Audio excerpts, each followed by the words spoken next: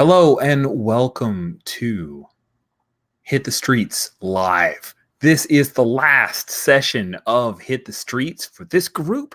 It's also the last session that I'll be running while the Kickstarter is ongoing. So at the top, I would be remiss if I did not tell you that Hit the Streets Defend the Block is finishing up its Kickstarter run tomorrow morning if you're watching this live. And if you're not watching this live, it may already be over. It's on Kickstarter. Just search. There's a link in the show notes here in the YouTube video, and you can also search for Hit the Streets, Defend the Block in Kickstarter to find it and back it, because it's going to be more expensive if you wait till later. Trust me, like there are Kickstarter prices that are lower because Rich can't do math as well. But anyway, we're here. We're almost done. I'm so excited that we have, as of right this moment, 291 total backers. Thank you guys and girls and everybody so much.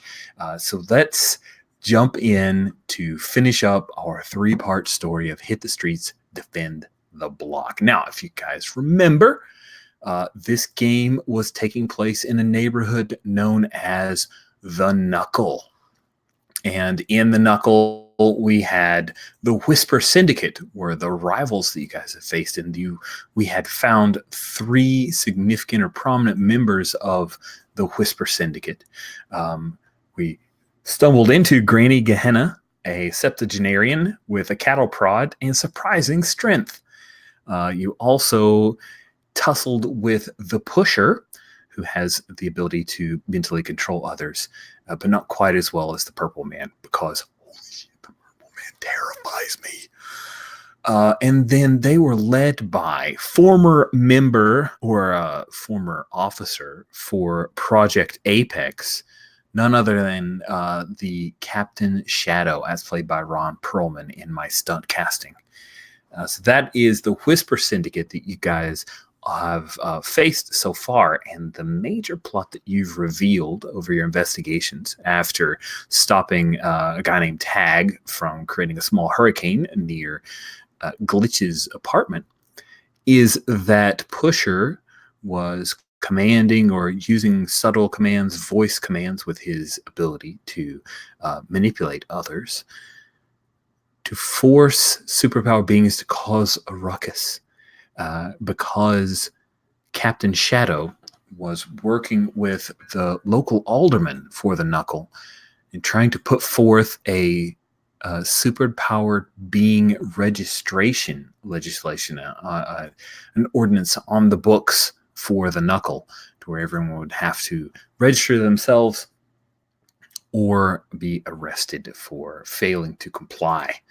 And there is right now at the Murdoch train station, there is a small political gathering where several people, co-workers of Glitches, are heading down there to listen to the anti-super rally, and the alderman's supposed to give a speech about this upcoming legislation. However, you guys are not dealing with that quite yet, because Wraith had a little almost robbery at his secondhand store. And after following on that, you have found that the Pusher, for kicks, has decided to force a pair of brothers into a very unhappy situation, threatening the life of their younger sister. And the Pusher has been forcing the older brother of the two brothers to be the one wielding the gun. And we had a cliffhanger at the very end of Copycat appearing as Granny Gehenna and bursting into the door that is just right above the Murdoch train station. And actually, I think that I misspoke. The Murdoch train station is where the Pusher is and where you guys are. However, the gathering with the alderman is at the municipal building, which is just down Main Street. So I misspoke there. You guys aren't right in the exact same place where the rally is. Although if I had forethought, that might have been cool to have the double whammy. But I'm not going to bend reality or fake reality with superpower beings just for that. circumstance. So let's remind ourselves, because it's been a couple weeks, of the superpower beings of the characters that you guys are playing. Mentioned Copycat at the end there. So David, how are you this evening? And introduce us to your character Copycat. I'm doing well. Copycat's having a weird day though, but she is a former kind of a secret agent, a shapeshifter as well. She was also part of the Whisper Syndicate. Like the bad guys were kind of fighting, although the rest of the team doesn't necessarily know that yet. She's kind of a. I've said it each time. Might as well do it the third time. She's kind of a mashup between Black Widow and Mystique is how I'm thinking of her. She's kind of having trouble trying to find her place on the team last time too. I just always think of her in my head as Blistique Widow. Thank you very much, David. I appreciate it. Next, we're going to roll up to talk to Joshua. How are you this evening? And remind us about your character. Oh, sorry, getting that mute working. It's all right. We're just getting used to Jitsi because Hangouts on Air is going away. Thanks, yeah. Google. No problems, Joshua. You might know this, but if you're trying to type in the chat in Jitsi, pressing M does not do anything.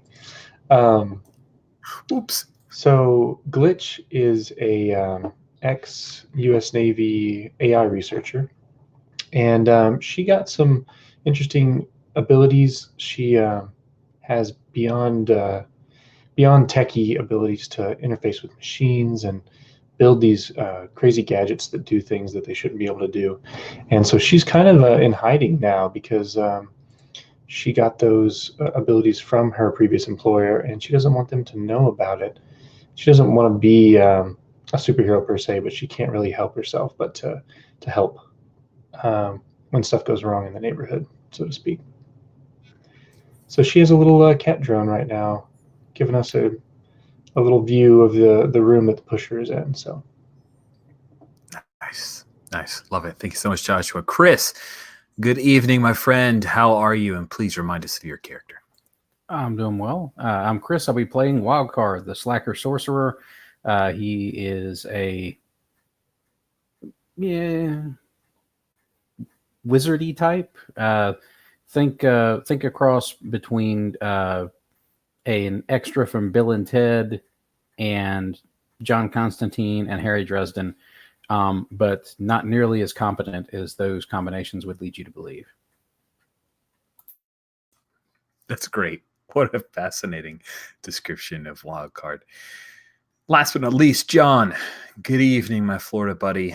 How are you? And please remind us of your character. I'm doing well. My character is Wraith.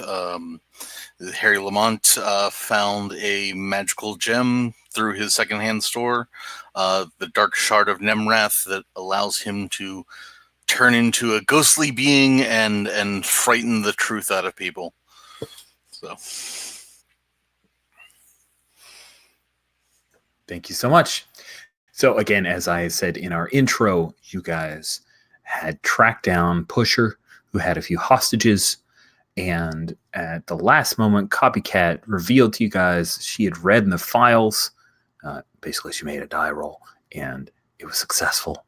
That the Pusher's powers come through his voice. So if you can shut him up, you can break the spell he holds over others. It was probably not the same kind of spell that Wildcard would have, because it's less bizarre, stinky, half-assed. So Copycat, as Grandma Gehenna, burst into the room. This is a room that's on top of the kind of, well, for anyone that's been to Origins, I'm totally lifting the idea of North Market. But for most people who haven't, and which included me until a few years ago, Murdoch train station is just this large train station that's been converted into a place that has a number of small businesses downstairs, and then upstairs is mostly storage and a couple of offices, but it's not supposed to be for public use. This is where the Pusher has a few folks held hostage. And Grandma Gehenna, aka Copycat, has burst in and declared herself. And at the same time, Glitch is keeping a watchful eye over Grandma Gehenna. And I assume Wildcard and Wraith, you guys are nearby, but not within sight. And if that's wrong, you just jump in and let me know where you are, but I'll just roll with you not being visible at the moment. Pusher sees you and he says, "What are you doing, Grandma? I thought you were supposed to be at the municipal building." No, this is good because just as a player, because I kind of forget what I was going after, so I'm gonna do this by the seat of my pants. It's gonna be good. So I think she's Copycat as Grandma Gehenna is just maybe she's holding like I think Copycat had like batons, so maybe this baton looks like a cattle prod. Maybe I can shapeshift that. Who knows? But she just points with that, and she's like, "Well, things change sometimes, dearie. You're supposed to be there. I think you got your signals crossed. What's going on here anyway?" All right. Oh, just a little fun. Just a little fun. You know, fraternal sorority love here. Just trying to see how far these guys would go for each other. He peers at you for a moment, and he's not entirely sure he trusts this facade. I'd like to see if you can hoodwink him and convince him that, number one, he's gotten his signals crossed, and number two, that you are the genuine article.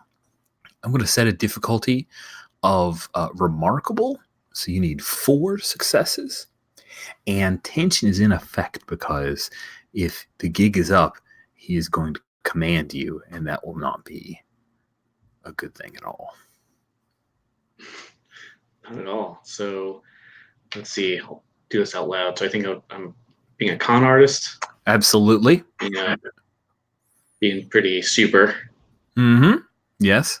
I feel this is this be a jaw. I think so. Stat? You're using the vehicle of you shape-shifting, but really you're trying to convince him. So you got to act like Grandma Gehenna. So jaw makes perfect sense to me. So that gets you up to 6 dice. Yeah. You used your body then, modification. How much is that? The superpower That's add 2. again? It's 2 dice anytime you use a power.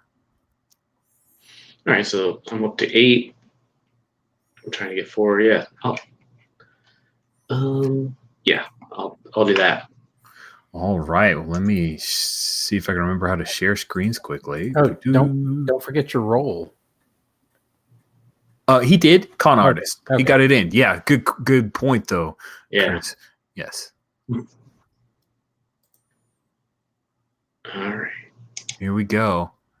Oh, I see a 1, but only 1. But how many evens? Yeah, lots of odds. 1, 2. Oh, that's such an odd roll. That does not look like 4 successes. That looks No, not at like all. a failure. Delicious. So first of all, you lose a spark from the 1 that you rolled. And what Pusher does is he says,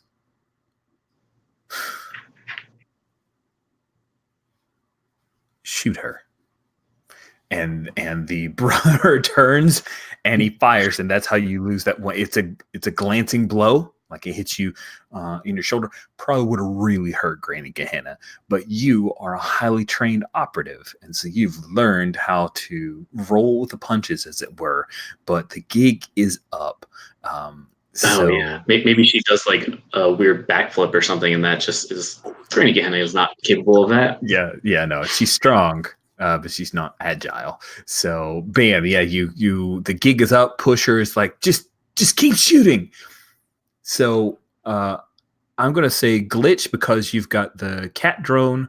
I'll give you the first reaction here because you're the one who's kind of riding Overwatch. What do you do? Yeah, I think immediately, just in case the other 2 didn't notice, I'm going to start screaming, "Go, go, go," as I am wildly typing commands into this little drone program. And I'm going to have the cat jump jump the guy with the gun and try to Ooh, keep him neat. from shooting some more. Awesome. Let's build that roll. So this will take a good difficulty, but it will be harder. But the kid's not really much of a fighter, and he did not know this was coming. So I think that's probably gadgetry for sure. Yeah. You think that's normal or super? It seems like it's normal controlling a drone to do things, so I'm okay with you using normal. Okay. And It's a then tools. So Yeah.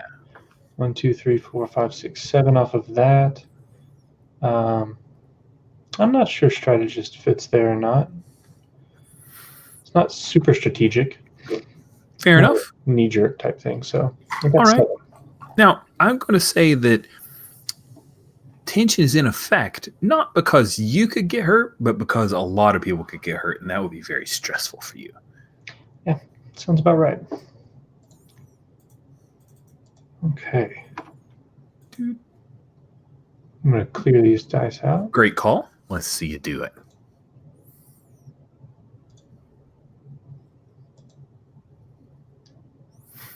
That is a lot of evens, and 3 evens is what you needed. Tension is in effect, though. Do you think that this was a stress of the encounter thing that cost you, or do you think something happens to your little cat drone?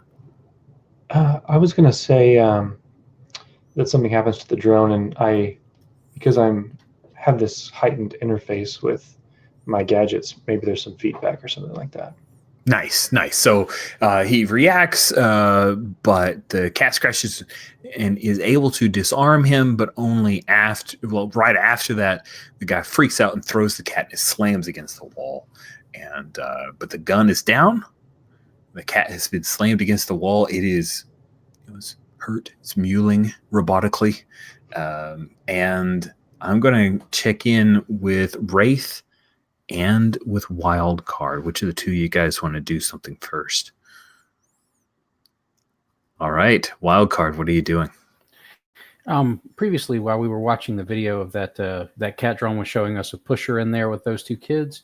While everyone else has been doing this stuff, Wildcard has been molding this little glob of it looks like Play-Doh, and he's been making it into like a really hilariously ugly version of Pusher's face.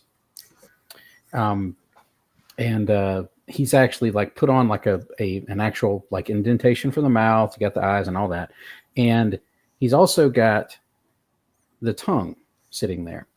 And he takes another piece of that same clay and like makes the tongue huge, like just ridiculously huge. And then he takes it and he whispers to it, and he drizzles just a little bit of something. It looks like dust. If you ask him, he might tell you what it is, or he might just say you don't want to know. And then as that's sort of drifting over the little clay head, he blows it towards Pusher. And he's going to try and basically make Pusher shut up by causing his tongue to grow to a ridiculously huge size. I love it. A little bit of sympathetic magic. Great. Now, of course, you're playing with magic, which is always dangerous. So tension is in effect. And this is a remarkable feat, but if you do so, Pusher's powers are nil. Like he is a regular dude, because this is his whole thing. That is awesome. With as someone in chat said, your Gumbying Pusher. You've got a Gumby Pusher in your hands with the sympathetic magic. That is fantastic. So I think starting off, it's obviously going to be part of his super ability, which is the control of magic. I think his team role would apply, which is Wild One, because this is definitely a weird, unorthodox kind of thing. Yes. Let's see. I think probably this is a tools. So that gives me 6 dice right there. I'm using his magic control, which gives me 2 more, so that'd be a total of 8. All right, that's pretty good. You need 4 successes. Spending any spark? I don't think so. That's got me into trouble. So I'm going to stick with my 8. All We'll right. see how this goes.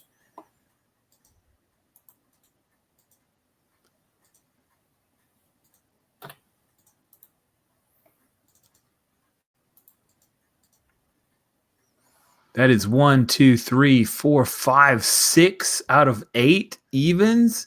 No ones. That is primo, my friend. Wow. Your magic has incredible effect.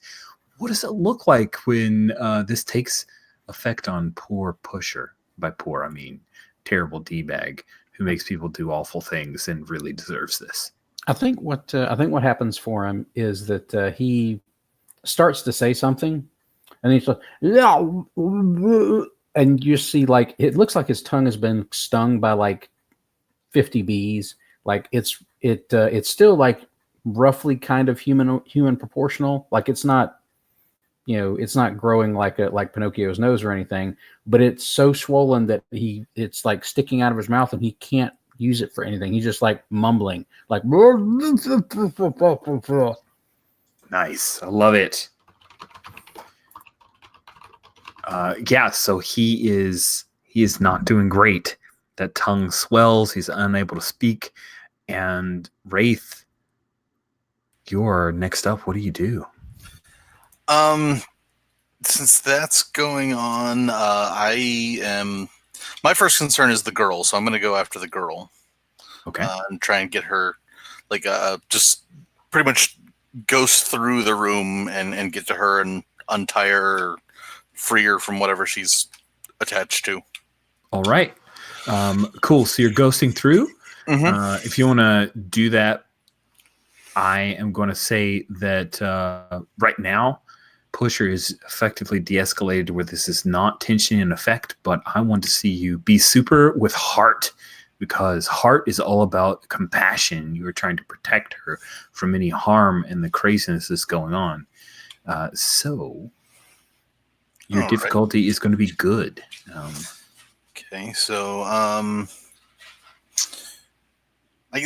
would this be being normal? Just going through, or? Oh, I thought you said you were ghosting through, so that's why I mentioned super. Okay.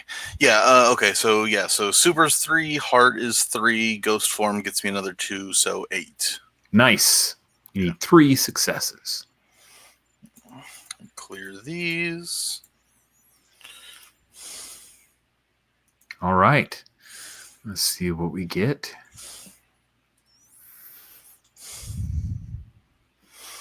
One, 2. Wow, that is 2. terrible. Oh man, so that is a fail. You rush in to try to help her, and the older brother, perhaps Pusher had planted some other commands, or maybe he just thinks, wow, this crazy ghost guy is going after my sister and so much is happening. You're not sure, but he grabs her away from you, and so tension isn't in effect, so it doesn't actually cause you any spark harm, but you fail to save her. He grabs her and they are running. This is a small room, but they're basically trying to run for the door, which means they have to go past Copycat.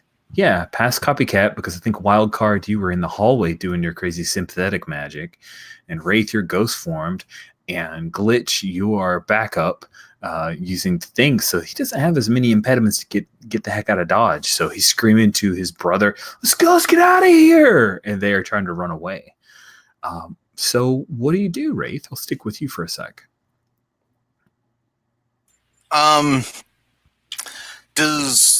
Does it look like they're just trying to get out of there, or does it look like the sister's still in danger at all? It looks like they are just scared of you guys and or trying to just get out of this place where he was just forced to shoot someone, and he doesn't know if this guy Pusher has stopped or could come swinging back. It does not appear they are in immediate danger. I'm gonna let them go then. Okay. Cool. So you let them go. Pusher is here, he's going to try to follow them out of here. Okay. Definitely not letting Pusher go. So I don't know.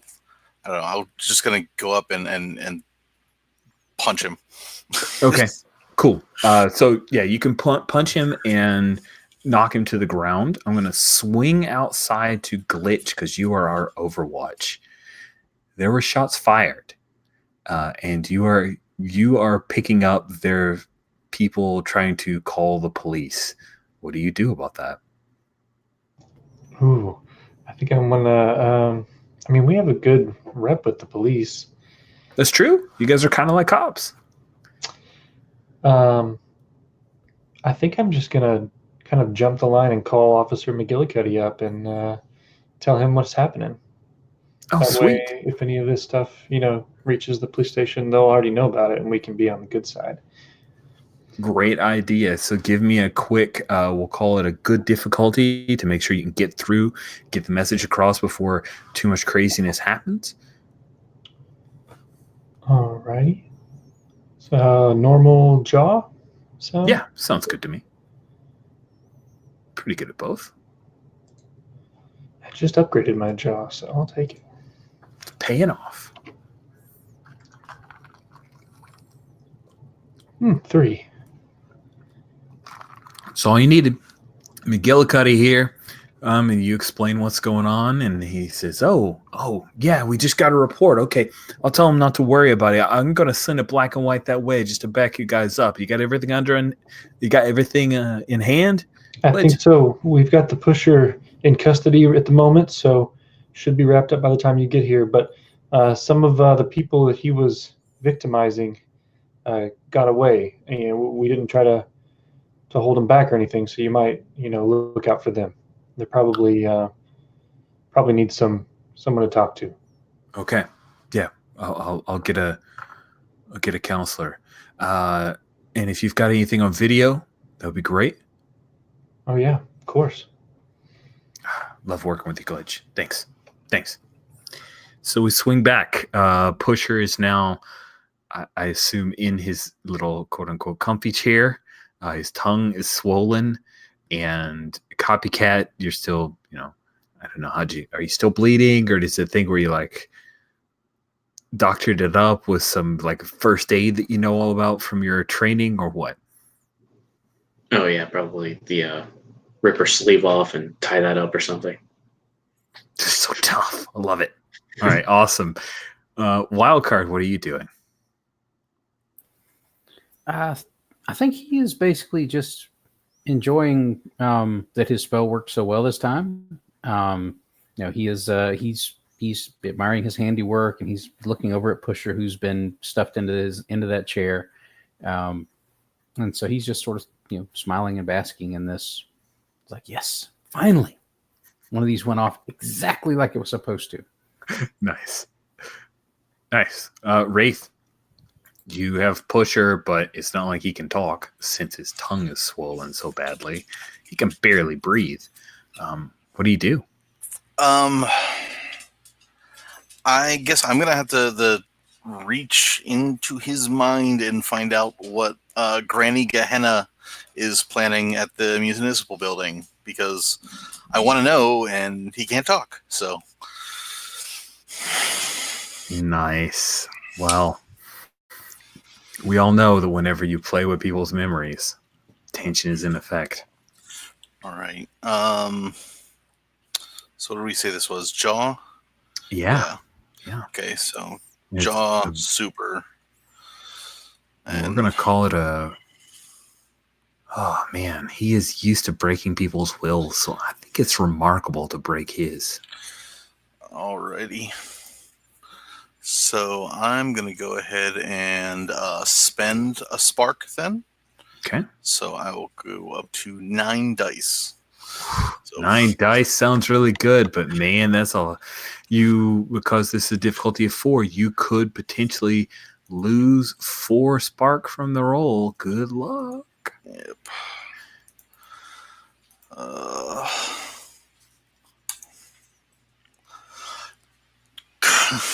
Oh my, that is 1, 2, 3, 4 evens. Hooray!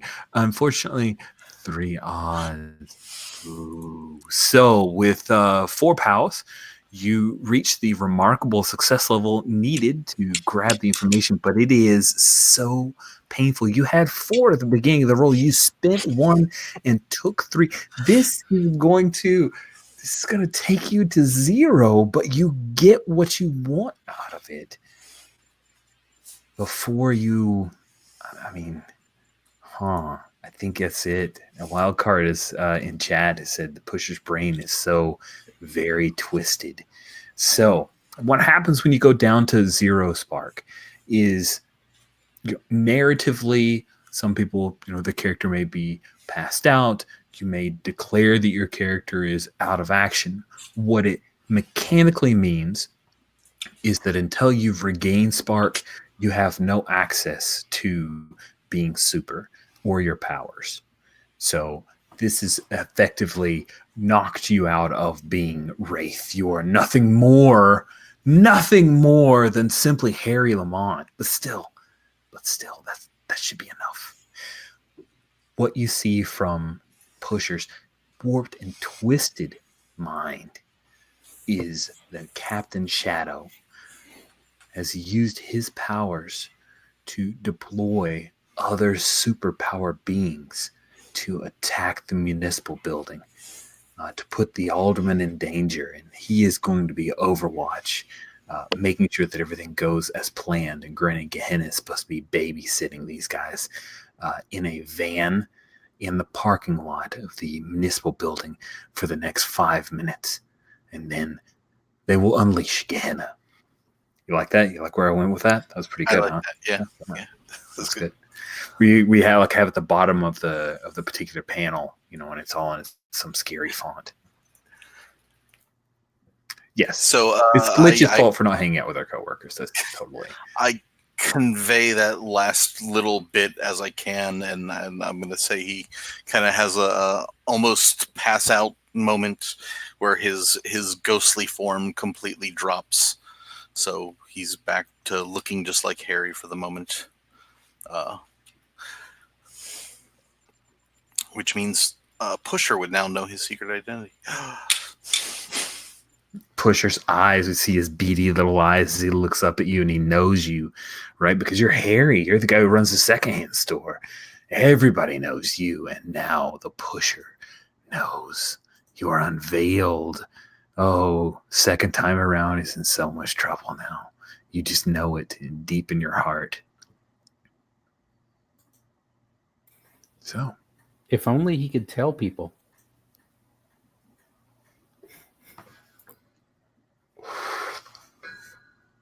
Nice. Copycat. You've been quiet.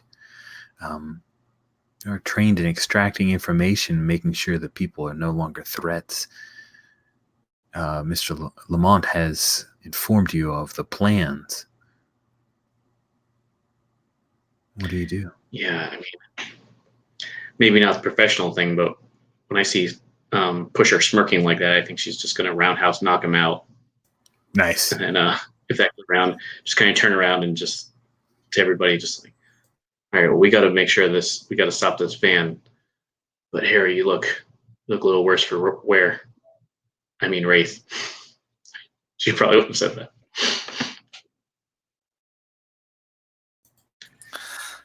I'll be fine. We just need to go now. I'll do what I can. Oh, this is not good. All right, and then I guess Glitch is still out of the room, right? So maybe I'll do one of these things. Just like, all right, Glitch, you said the police are on their way? Yeah, Officer McGillicuddy answered. He sends people over to apprehend Pusher and look for the victims. All right. Oh, I'm sure she has like zip ties or something. She'll just like tie him to the chair and just like, all right, we're gonna have to deal with this guy later. Hopefully McGillicuddy can take care of it. Looks like we have a job to do. Shouldn't I mean? Not that I don't want to rush over there and be the ones to save the day, but shouldn't we let, if we've already got a call into the police, shouldn't we let them know that there's a serious threat at the municipal building that they need to be aware of? I mean, it's going to take us probably at least a couple of minutes to get down there. It's not that far, but still. Can't argue with that. Yeah, I'm sure we've got a direct line to Officer McGillicuddy at this point. Yeah. With that roll, you can follow right up and give him the heads up that there's a problem with the municipal building. And he explains, hey, thanks for the heads up, Glitch. Don't worry, I've got a few guys there. I'll reach out to them and make sure they're watching out. Okay, just hurry. You bet. And if I can, I'd like to do something to help out Harry. All right. What do you want to do? Well, Wildcard has this bottle of water, and he has these things that look like tea bags, and he is going to drop those in the water and put his hand over and shake it up. The water turns a really, really, really awkward color of fuchsia, like bright, almost neon. And he removes the tea bags, and he holds it out to Harry and says, "Here you go. This will help. Trust me." I will trust him. Great. Is there anything weird that this will do to him? Well, what I think would probably happen is that his wraith powers, while they normally have this sort of theme of like darkness and sort of this misty form, like all of the chromatics of all of that is completely fudged up. Like it's going to it may randomize the color of the colors of the colorful effects of his powers. So like the mist may be like pinkish, it may be purple, it may be, it may be like indigo blue, but it's not going to look wraithy. So it's going to just mess with all of that. So you're saying that he might become the Rainbow Wraith? Entirely possible. Yeah. Lovely. That little moment of bonding between the two of you guys, you reaching out and Wraith accepting your help and trusting in you and not asking any questions, I'm going to say that gets you both back a couple of spark. You're right on the edge, though. So close, Lamont. So what next? I think our only option is to jump in the car and speed down Main Street, right? I think that is what we do. So as we take a look at the map, just mostly for the visual, because I know you guys are already looking at it, but just to remind folks, you are currently at the Murdoch train station, and all the way down at the end of Main Street, on the other side of the knuckle, is the municipal building. And you guys hop in the car. It still smells a little bit like Weird Shoes. Wildcard did a pretty good job, but let's be honest, this is a smell that's going to stay with you for weeks. And you guys rush all the way through to the municipal building.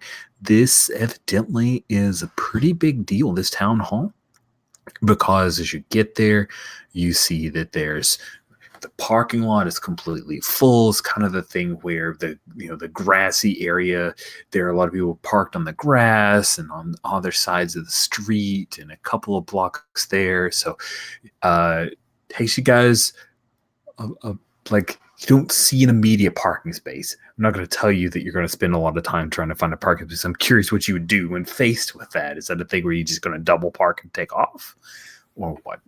Wait, who's driving? Because that might decide how long we try to find a parking space. I think I'm driving. I think this is my car, if I remember correctly. Yeah, we're never getting out of that car. She's going to be circling. I think she's never getting out of the car, but she'll pull up, and like drop you off. Like, okay, I'll go find a spot. I'll be right back.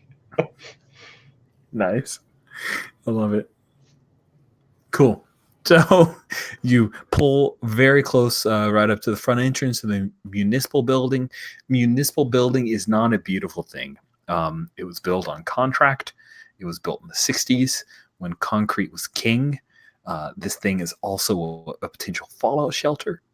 You think that it could survive a nuclear bomb in and of itself without people having to go down into the reinforced basements. Cell phone reception inside this building is nil. But you do, as McGillicuddy has said, you do see there are a few police cars that are outside. None of them with lights on. It looks like they have been here for a while. So Wild Card, Copycat, and Wraith, the three of you rush into the municipal building. Now my question is, Copycat, what do you look like? Oh, yeah, I feel like I've got like the easy thing is to look like her day job. I think she works here if I'm not mistaken. Yeah, okay, cool. So just look like the like Allie, who works at the municipal receptionist / assistant for the alderman. Cool. So yeah, that's a really good disguise. Wild card. I assume you just look like your normal self, slightly disheveled, frumpy overcoat, probably setting off a few alarm bells if they didn't already know who you were.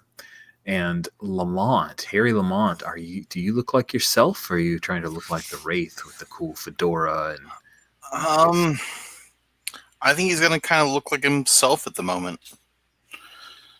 Because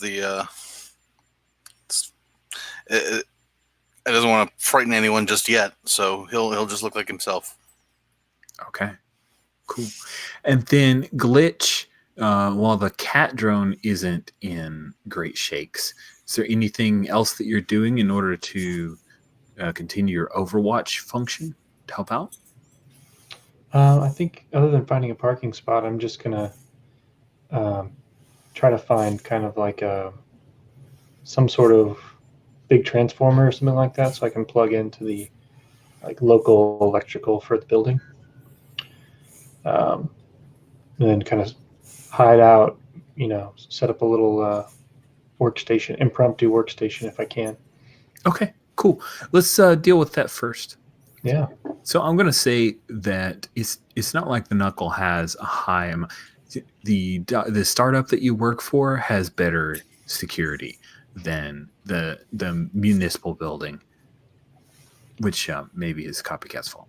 But I'll say it's a good success for you to be able to insert yourself in that network. Alrighty.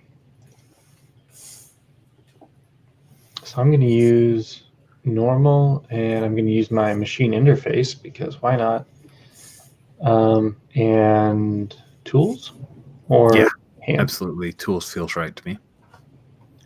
1, 2, 3, 4, 5, 6, 7. Okay. Yeah, we'll go with that. I don't have a whole lot of spark left either. All right, you're looking for 3 successes, 3 evens. Ooh, good thing the tension's not in effect. 1, 2 successes though. Oh, so you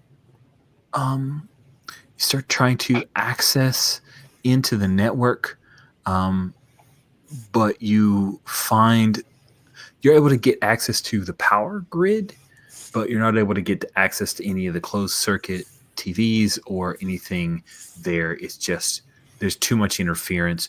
It's one of those where there's this is an area where when you try to pull up the Wi-Fi signals, there's 200 different versions of Jim Bob's Wi-Fi and Don't Look Here Wi-Fi and all these other things. There's just too many signals.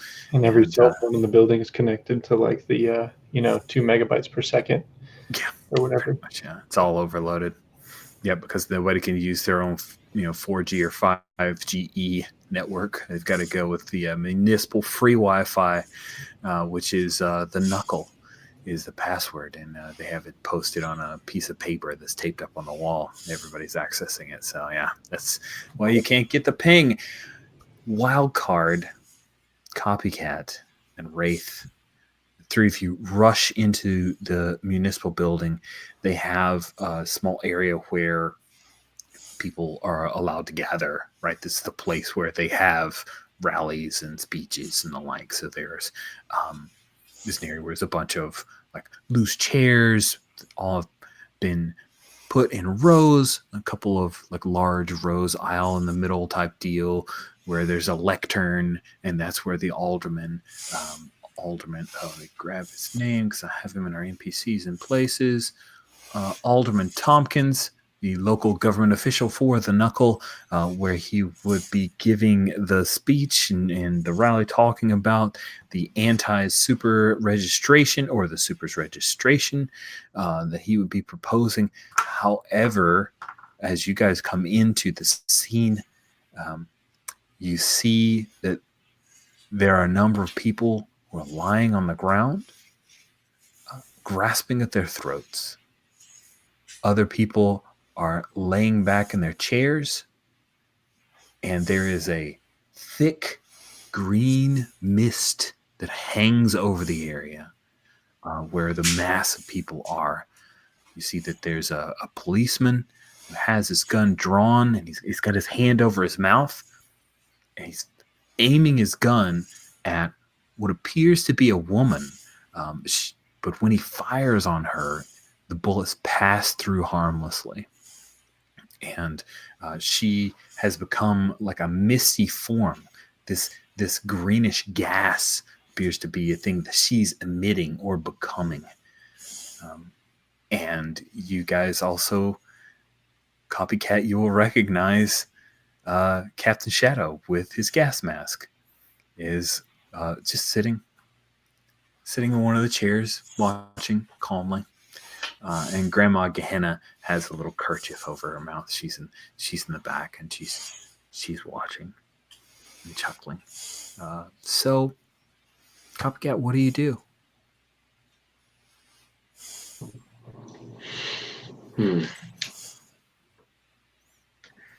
So everyone in here is, except for the officer, I guess, and the Whisper Syndicate folks are all knocked out, you said? Some are passing out. Some are gone. But there's basically a policeman, maybe 4 or 5 other people who are coughing and are clutching at their throats. But yeah, most people are not cognizant of what's going on. Do I see the alderman?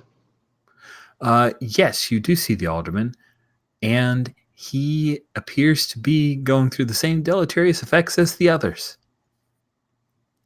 Okay, so I think as Allie Carpenter. So maybe it's not quite apparent that I came in with these people. Hopefully, or maybe it doesn't matter. I think I'm going to try to make my way over to him to get him to safety as discreetly as possible. Although that seems like a pretty hard situation, but. Cool. All right. Well, that is protecting people. So let's see you make a roll. Your difficulty is a good difficulty. You'll need 3 successes. And you don't have a gas mask on. So tension is in effect. You could be affected by whatever this gas lady is doing. So go ahead. I'm going to have you roll with heart. I know that you don't have a whole lot of heart. You kind of sans compassion. So I know you're faking it here, but this is a protecting people action. So yeah, this will be a roll. This will be interesting. So I think I'm using con artist though still, although sure. I can't make a case of just being super. So that including heart, I'm up to 3. I guess I'm shapeshifted. So if you'll give me that gives me up to 5, right? I'll give you that. All right. And what was the difficulty again? 3. 3. Okay.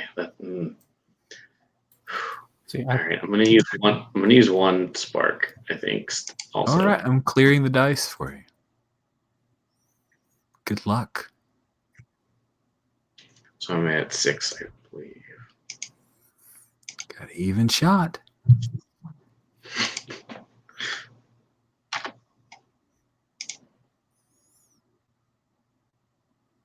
It looks like you only rolled 3. Roll 3 more. I did.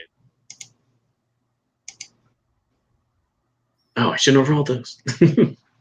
Oh, that is a fail. Wait, I thought you needed 6. Yeah. I only see 5 dice. I'm gonna get this right eventually. There we go. Oh, Okay, you so one more. pull it off. Oh, man. Snatch That was victory quick. from the jaws of defeat. Okay, so you rush in. You're coughing like crazy. You're going to, if you already marked off the 3 spark that you lose. Ooh, no, I did not. Not yet. Oh, and so that Down. takes you I'm to, at- oh, no. that takes you to, oh no, you're down to 0. This is so good. This is so good. Awesome. So, you start coughing.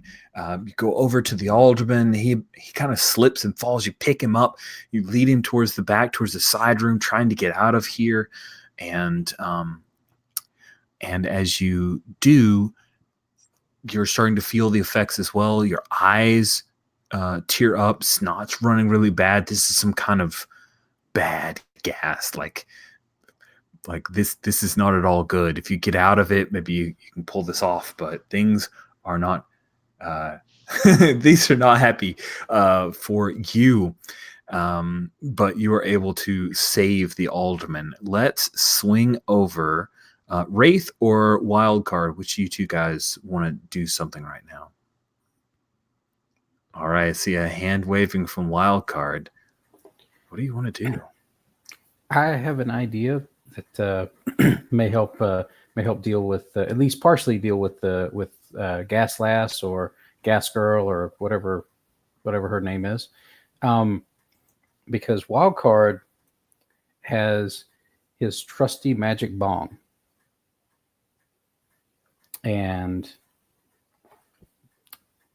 this is something he made after his encounter with that werewolf, and he has managed to adjust it a little bit.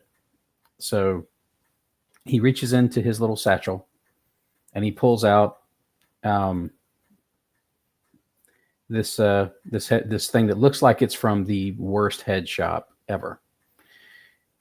And he basically takes a small little packet and stuffs it into the burner part, and he takes his lighter and like leans into the gas, like full, like walking into where all that great gas is, and he starts inhaling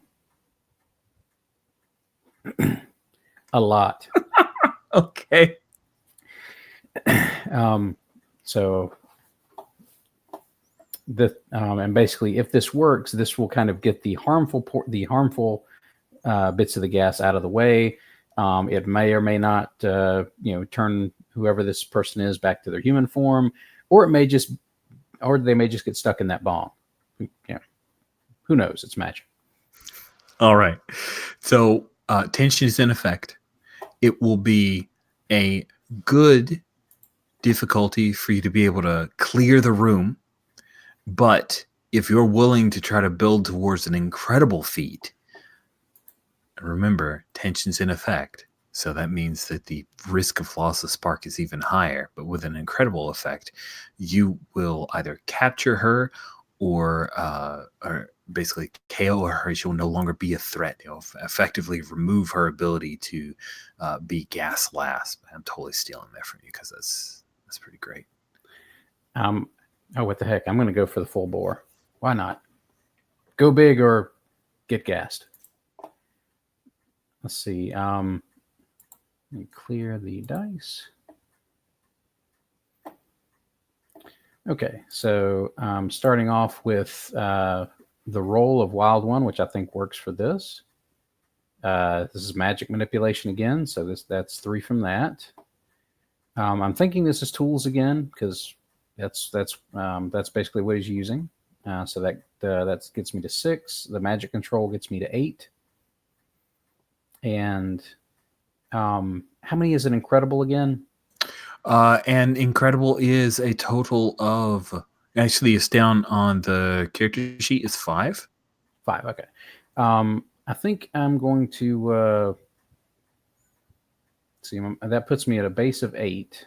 I think I'm going to spend 2 spark to bring that up to a 10. All right.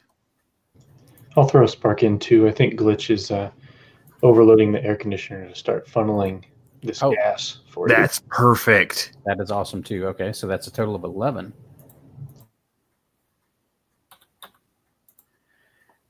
Okay, here we go. You're gonna run one at a time to freak us all out. Oh, there's a lot of ones, but look at those evens too. Okay, 1, 2, I don't think I see 3. 5 though. I've got 4 successes and 3 oofs. 3 oofs with tension. That is definitely going to drain you out. So you are able to successfully clear the room, but you have not stopped the threat. So your bong is able to clear the air. The air conditioning aids you, and people are still undergoing the effects of having inhaled this noxious gas, but no one is under persistent threat. But of course, Gas Lass could do something more. Wraith, the air's cleared now. You can breathe. What do you do? Oh boy. I think he's going to Harry's going to, grab his dark shard and turn into his wraith form. And what can I do about the Gas Lass? I'm going to stick with my initial thing. I knew he was going for Gas Lass, so I'm going to go to Granny Gehenna and just try and I'm going to try and push her mentally to go to sleep. If I can do that. Well, she's a tough old bird, my friend. And she sees you coming up on her.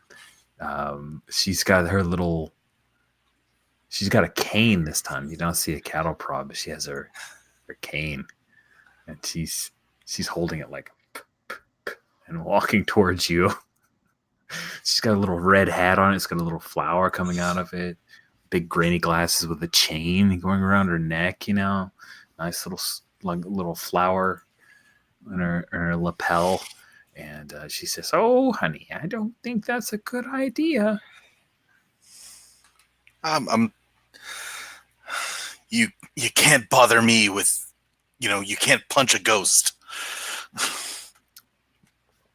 We'll see. All right. This is remarkable difficulty. Tension is in effect. All right. This could go very badly for you. It might be good if someone helps you out. Okay, so tension is in effect. On Spark, this is crazy. Yeah, I got still 3 super, 3 jaw, 2, so I'm pretty good, but I don't want to spend any spark, so if anybody can help. Copycat's got nothing to give. Well, already. Wildcard's half-baked himself. Well, I'll give 1. I can give 1. Oh, you're a good man. Okay. And I'll say Wildcard's helping by basically staggering around, being a distraction.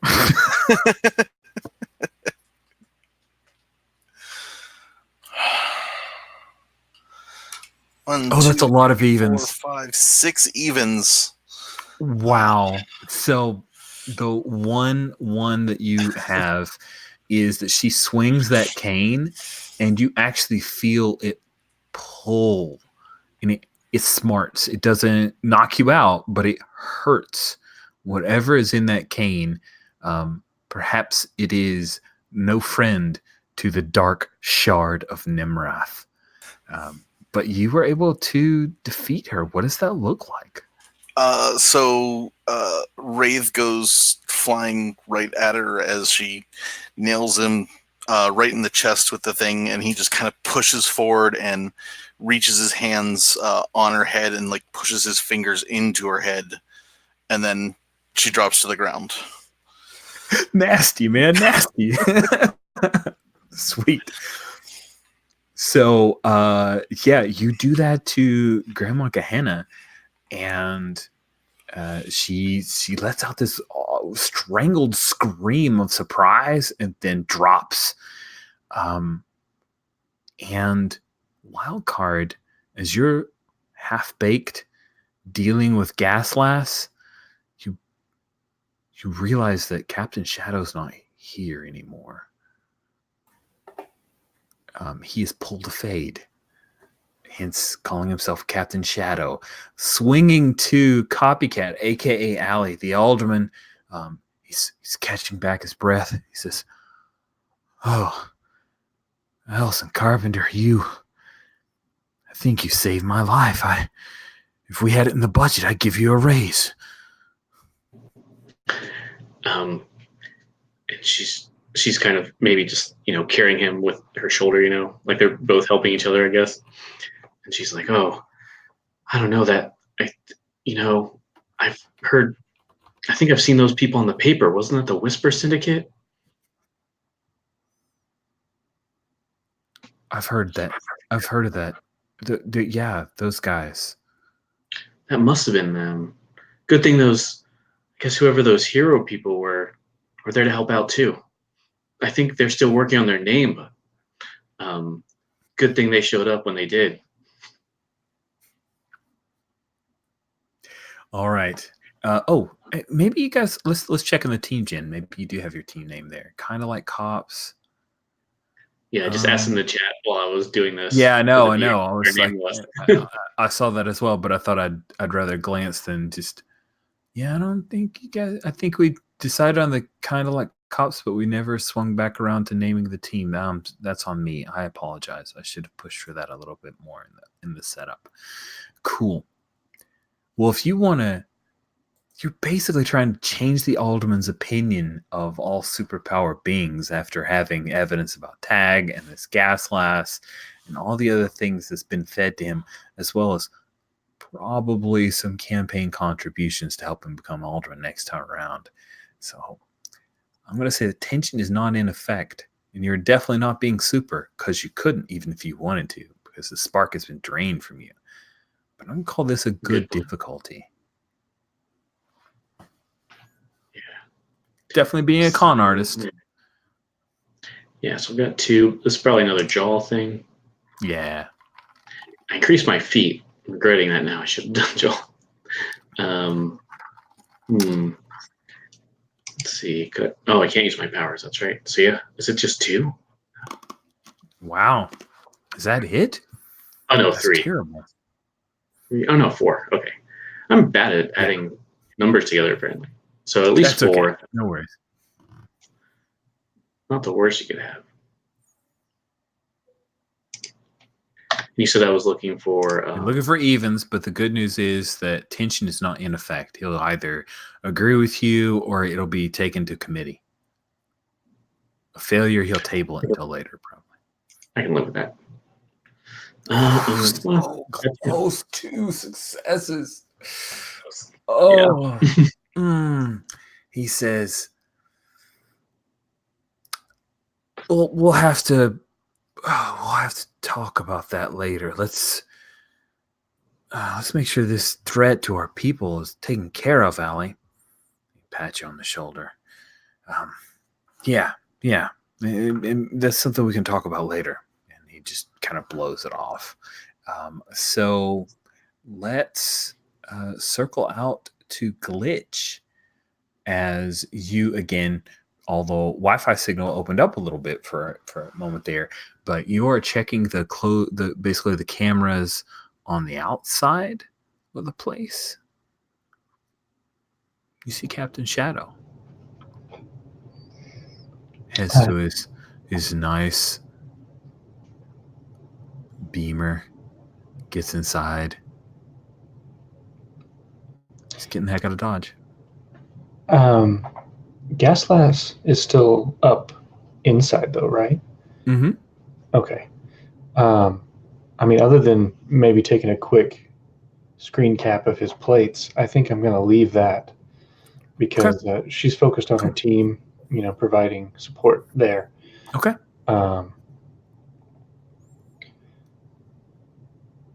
Klitsch doesn't know off the top of her head if you can shock gas, but she's going to try it anyway. She reaches her hand into the transformer itself and is going to try to feel her way through the cables and essentially like blow a breaker wherever Gaslas is standing, and try to knock her out. Nice. That is crazy. I'm going to say tension is in effect, but only a good difficulty because she's already been impaired and is slightly high thanks to wild card. All It's a right. pretty strategic strike, one might say. Yeah.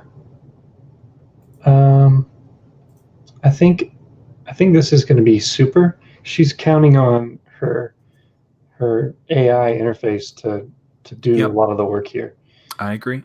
So super machine interface, that's 4, and then hands. Oh yeah, I like it. Yeah, because you're trying to punch her. That sounds cool. Okay, so that's 7. Wait, let's see. 1 + 2 is 3, plus 3 more is 6, and then machine interface will make that 8, right? Oh, okay. Yeah, and I can't afford to spend any sparks. So. No, but the difficulty is a 3. Tension is in effect. Good luck. Okay. She whispers to herself / the AI, like, I don't know if you can understand me, but now's the time to help me out if you can. Let's see. Ooh. I got 4 evens, but I'm also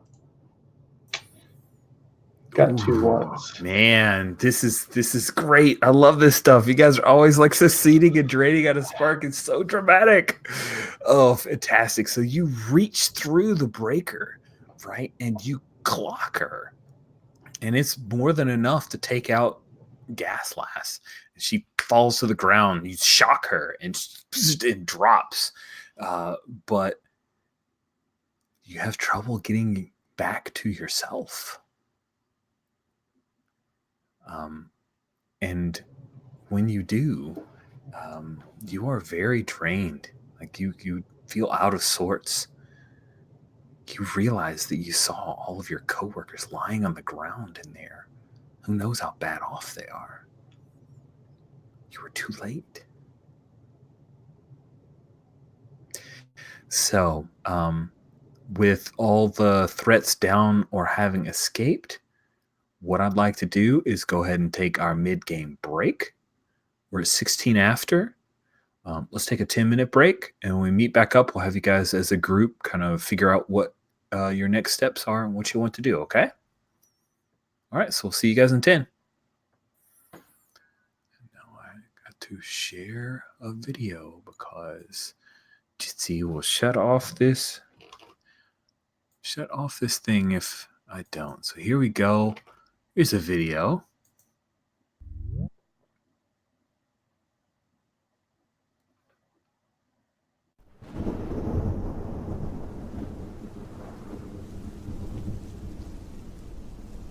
When you look out of the window of your rundown apartment to gaze on the city below, the quiet streets remind you.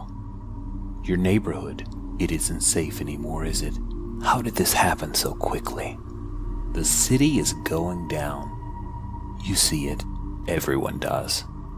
Dark alleys full of muggers. Walls tagged by gang after gang fighting for the same patch of concrete. Crime. All around. Like a noose. Tightening. Hurting the people you love. Big or small, your abilities mean you have a responsibility to do something. But you can't fight back alone. This neighborhood needs more than one person to take up the struggle. Will you take them on, street, by fist and foot, with what superpowers you have? Do you watch from above, coordinating your team's defenses with your enhanced senses, letting no threat escape? How will you fight? In Hit the Streets, Defend the Block, you and your friends will create the neighborhood your superpower beings work and live in. You'll create rivals who represent the threats to your home, and you'll fight to defend your block. Are you ready?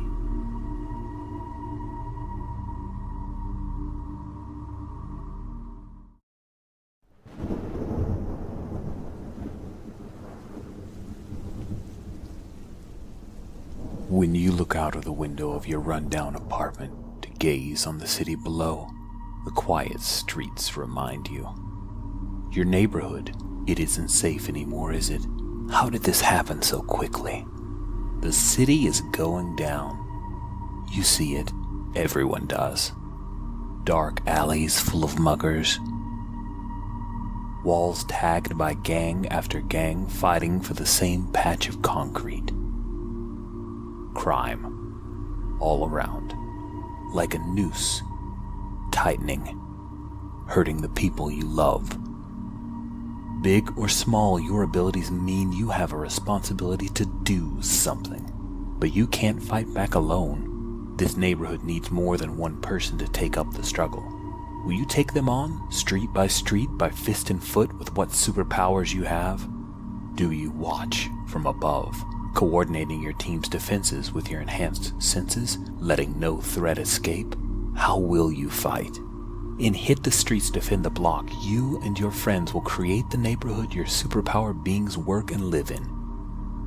You'll create rivals who represent the threats to your home, and you'll fight to defend your block.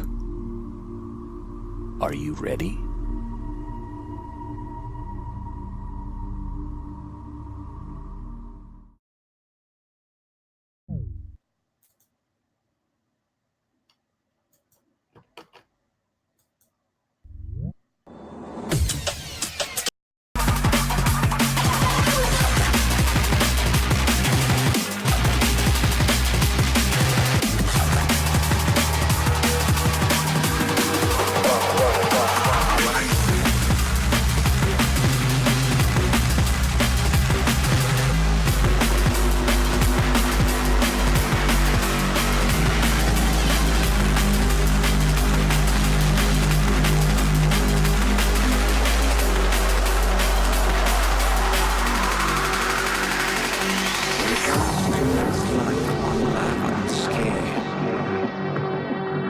Friend to son, enemy to others, respected by all. He died trying to unite us. We must honor his death. Let us come war bound.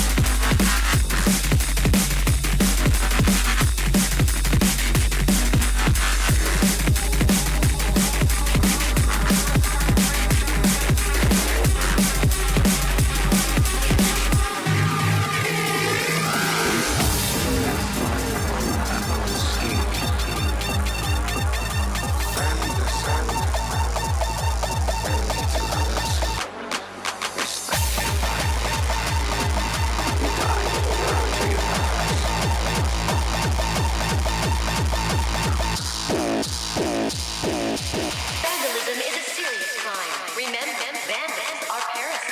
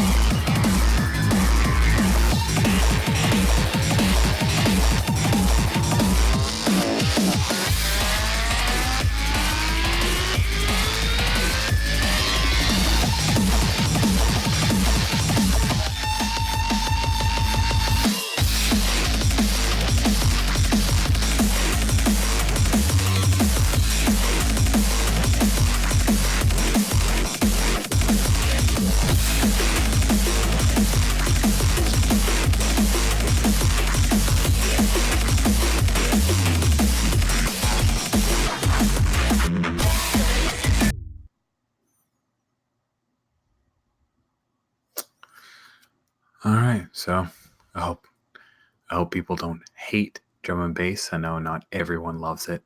I'm a fan.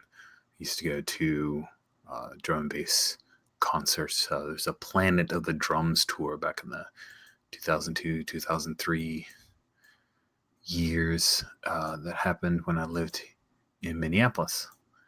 And I got to go to that. It was fun. So the Kickstarter is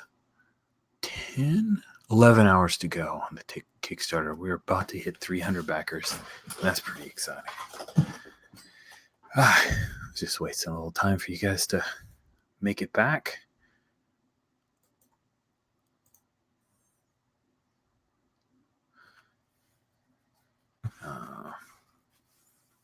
There we go. Rich, I have a quick question. Yes. When you lend Spark, I remember at one point there was a rule in there that said that if you lent Spark, you shared the risk of the oofs on a tension roll. Is that rule still in there?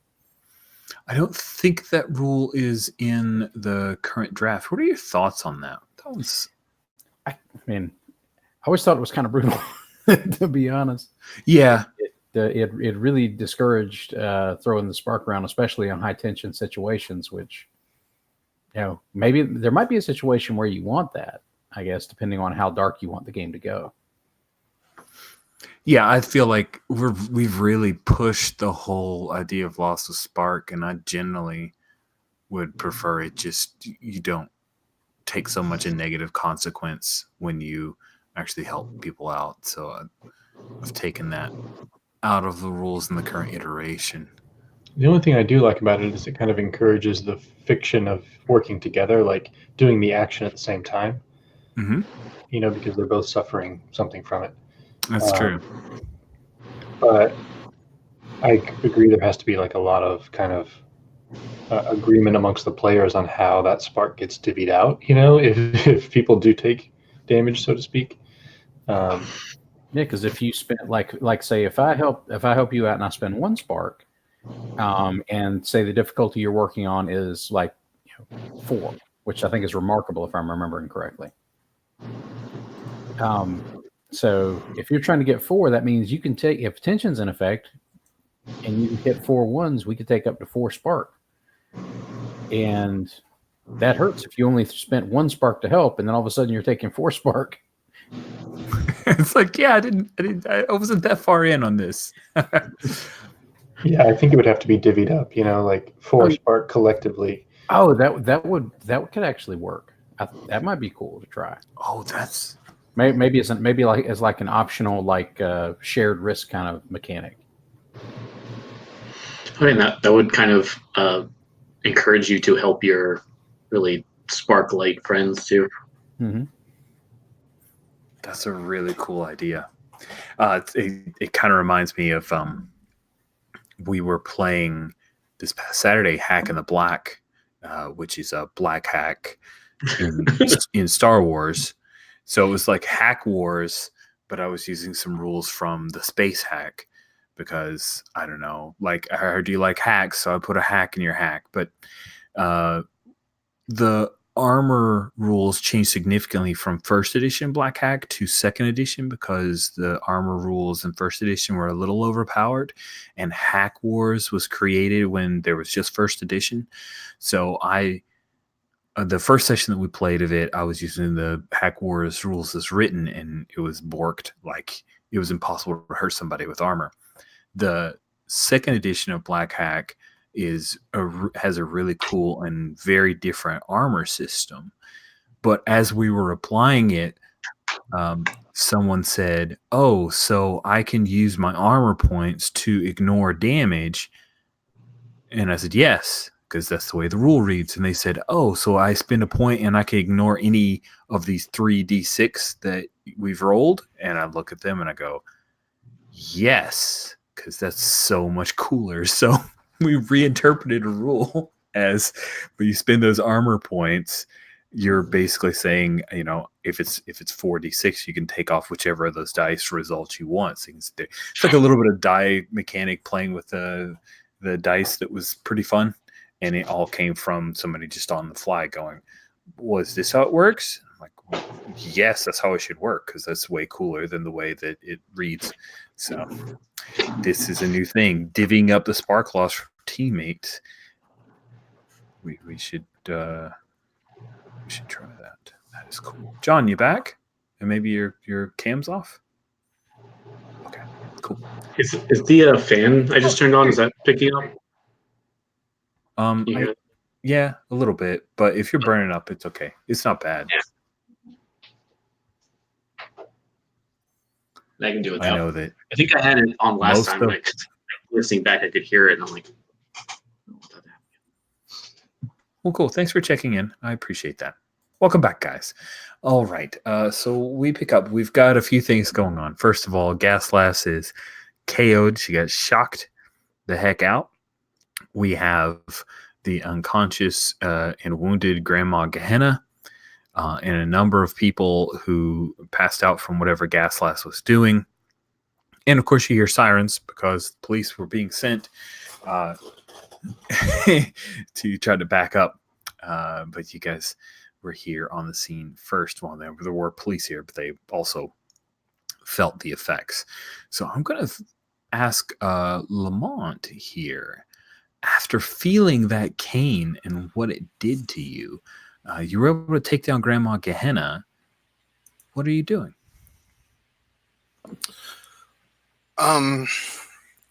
Everything here seems to be taken care of, or There are no active threats right now. I guess I'll start trying to, checking people, waking them up if I can, making sure everyone's okay.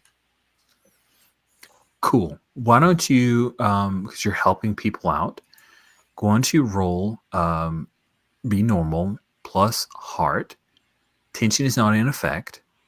And the difficulty is just a typical difficulty. And we'll use this as a kind of charity, right? Okay. And so if you get that success, you'll get 1 spark back. And then for every success over the 2 that you get, you'll get more spark back. I do not recommend spending spark on this roll.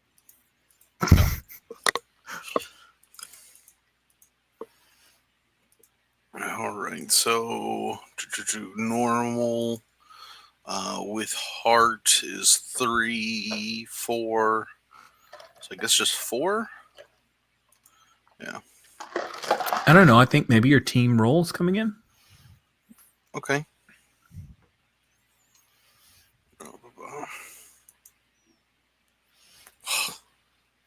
I got 2 successes. Okay, you get a spark back. And you're able to help a bunch of people up and wake them up. Anyone else who's there? Copycat, you're out with the alderman. What about Wildcard? What are you doing? You've got the passed out Gaslass as well as a number of other citizens here. Let's see. I think what Wildcard's going to do is he's going to try and help out waking up the folks along with Wraith. And he's got little packets of smelling salts that he's using. All right. Nothing magical about this. This is just like regular smelling salts. He carries those for lots of purposes. I'm sure he does. All right. Same setup if you want to do a bit of charity here. Oh, sure. Let's see. This is being normal, which is not really Wildcard's strength, but Yeah, he's not so good at normal life.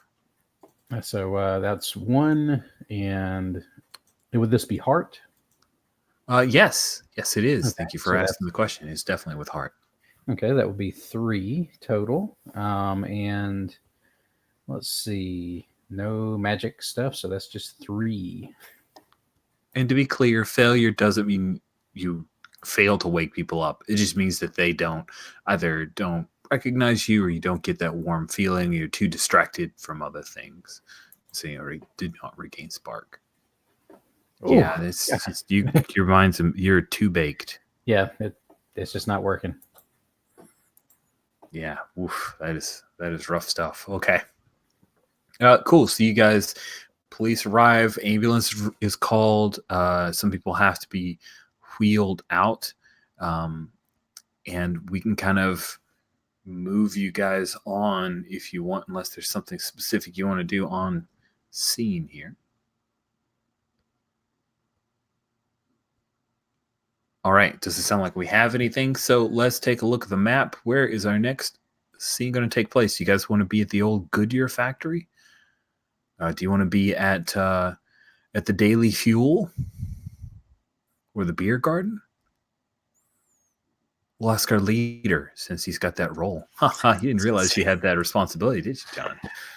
I was gonna say either beer garden or the Goodyear factory. So let's go with the beer garden because we're all doing rough.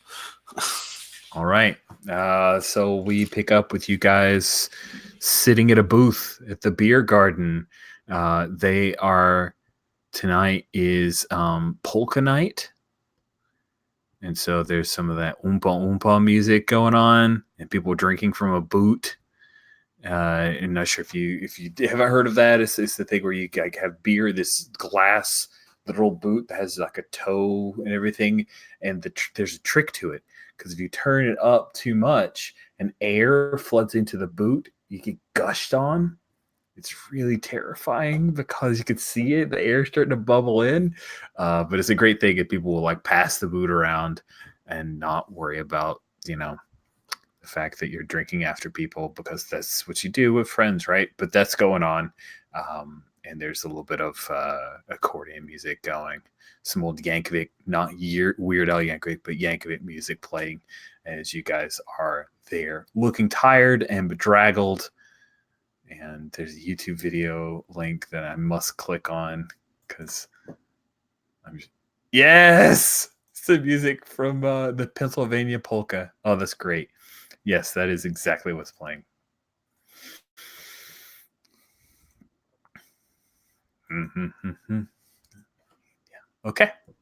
Cool. So I've set the scene. Probably not what you expected, but I wanted some polka. Rich, do I have an idea of what Captain Shadow's powers are? Do we know that yet? Oh, yeah, that's a great question. So I think that Captain Shadow's powers are, just a sec, I'm going to check my notes to make sure that I don't misrepresent. He is incredibly strong and highly trained.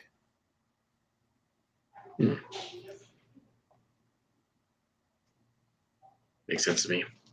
So I think maybe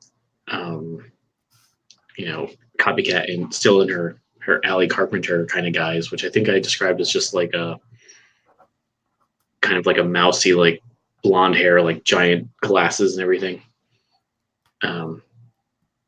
Like as normal looking as possible. She maybe has like a washcloth or something, because I assume she still has like bloodshot eyes and everything from that gas. Yeah. She's nursing this like far too tall glass of beer, and she kind of looks to Lamont and she's like, all right, well, so how much information did you get out of Pusher? Don't you? I know. Yeah, I knew there was going to be an attack. I knew there was supers involved.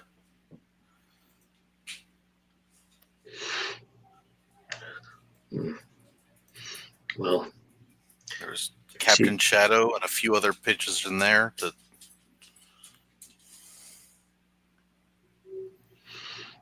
She kind of just nods and she's like, well, I guess this is a good opportunity for everyone to figure out then. I used to be part of that little team when I came to the city. Oh, really? Yeah. And after we've dealt with them a few times, you didn't think that was relevant information for us yet? Well, then she maybe puts this rag down to like look at you fully. She's like, well, I'm not really proud of it. I'm not proud of a lot of stuff I did before I came here. That's kind of why I came. And, it's hard enough for me to, wade through all of my past misdeeds. I didn't want to really put that burden on all of you as well. Maybe it was the wrong choice. As time went on, I kind of thought so. But I don't know. I just know, especially because dealing with Shadow, that we really need to stop him. I know whatever he's doing isn't anything good. But there's so much more we could have known. Like, did you know he had an association with the Grape and Grain? You could have told us about their powers. You could have told us about who we'd be dealing with. Instead of having to. Do you know this gas lady? Was she on the team when you were there? Well, they've changed memberships a few times, but I don't know. Some of them are new, and I think he's recruiting pretty aggressively. And she probably looks at Wildcard here too, and she's like, you mentioned that he was looking at you particularly closely too. Why would he be looking at me closely? He's trying to drink from one of those boots, but he's like really still a little too baked to really try and do it. So he's been sloshed at least twice so far trying to drink from this thing. So he smells very strongly of beer now. But everybody's drinking, so it's not unpleasantly, because it's a bar, it's full of beer anyway. But like, he's definitely doused himself at least twice since you guys have been here. And he looks over and says, "Why is he eyeing me? Like, I'm the least interesting person in our group." Well, I can't quite tell if he's either annoyed or scared of you, but I would say keep it up. Hey, annoying I can do. It's one of my chief powers. I think the more important question is, And he douses himself again, trying to drink while he was talking. Like, it's not, the boot is not going well. I think what we also need to know is what you've told him about us.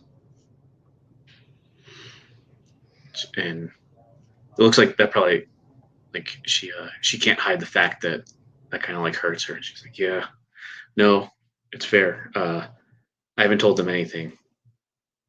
Like, I got, Captain Shadow and I used to work for something much worse, and we kind of got out of that. My thoughts were to make things better, but I think we have pretty different ideas about what's better. So, but I got out of there just like I got out of the other place. But since then, I haven't told. I mean, the first time I talked to him was yesterday, or this morning, I think, actually. You talked to him this morning? Yep. We tried to make the, kind of the normal, like the first thing they teach us is to try to, recruit the enemy. He was trying to bribe me, get me to rejoin, but I'm here. I made the choice. I think the four of us are really what this city needs, not what he's doing. I think it's time that we kind of, I don't know if I like the theatrics of the Whisper Syndicate and everything, but, we're making a name for ourselves. And I think we need to, make that official. I think she looks to Wraith here, as in, oh, what should our name be?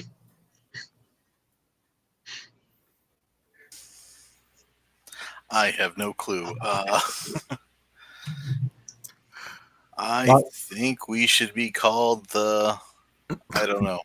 Roll some dice quickly. Yeah. Where's that chart at? The chart is on page 17. Wild card will blurt out. How about 4 knuckle shuffle? It's got knuckle in it. No. And there are 4 of us. And he douses himself with the beer with the boot again because he's still trying to talk while he's drinking it. Oh yeah, not to put you on the spot. I just thought that was dramatic to pose to him in particular.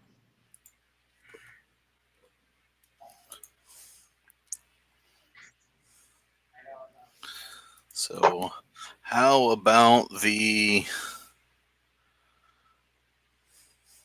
awesome Guardians? Yay! Random charts for the win.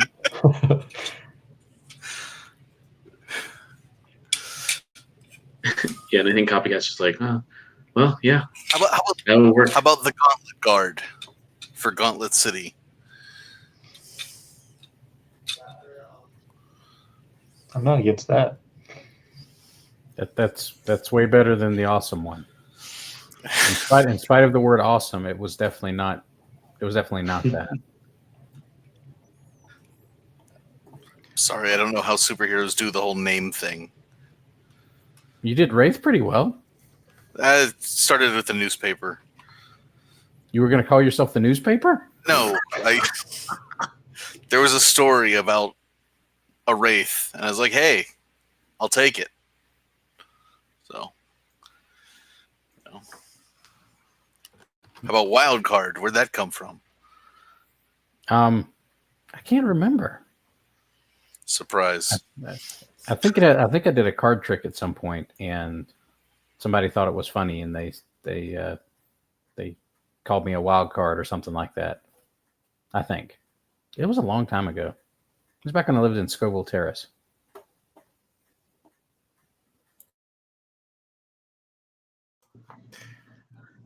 Just a quick little backtrack. I apologize, but this is what Gaslas looked like, just so we have a visual, because, I like this picture anyway, but that's who I was picturing. And I remembered, oh yeah, I actually have that picture on my hard drive. So there we go. The end. I stuck that in our NPCs. She looks way too scary to be Gaslas, and she's got to have a scarier name. Yeah, she does. She does. Gaslas is just she actually goes by Killer Kelly. Like green. But yeah. This has been a very interesting revelation and bonding scene, friends. I think that everyone involved gets 4 spark back as long as you guys are still friends, Gauntlet City Guardians.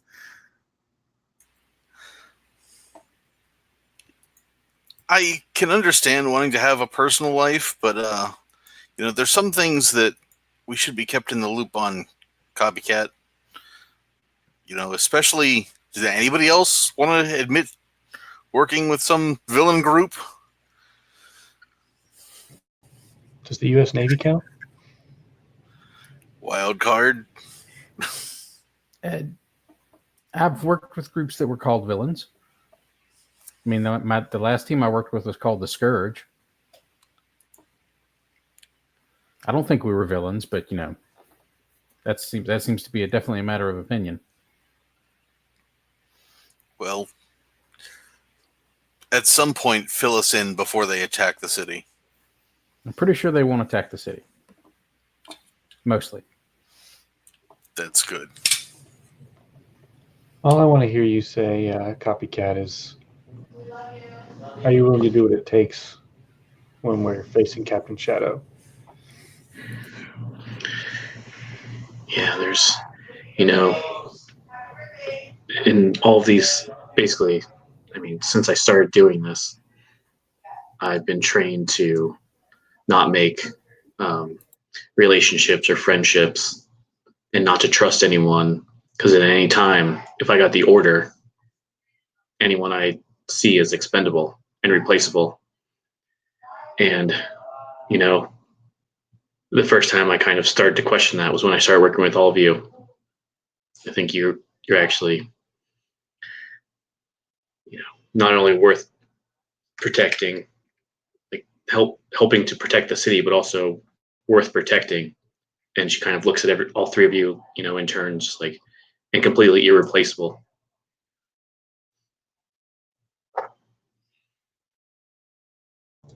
She's like, I know it's hard to believe, especially after maybe what I've said, but you can trust me.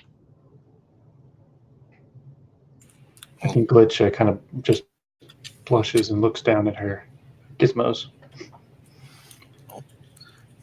Thank you, Copycat. I believe you. I know you've worked with us very well, so I think we can move past this. Just let us know anything you can. But I trust you.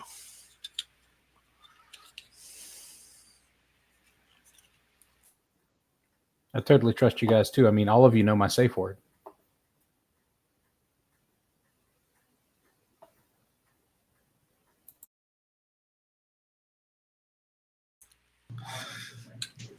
Is that where we end the scene? Like, I think that's a good singer to end the scene. If you guys are cool with it. So what's next? Sounds good. I think it's time to hunt down Captain Shadow, right? And we've got his plates. So, and Copycat met with him somewhere. I don't remember where, but we got a couple leads. All right. Seems like they are leaning on you, Copycat. Yeah.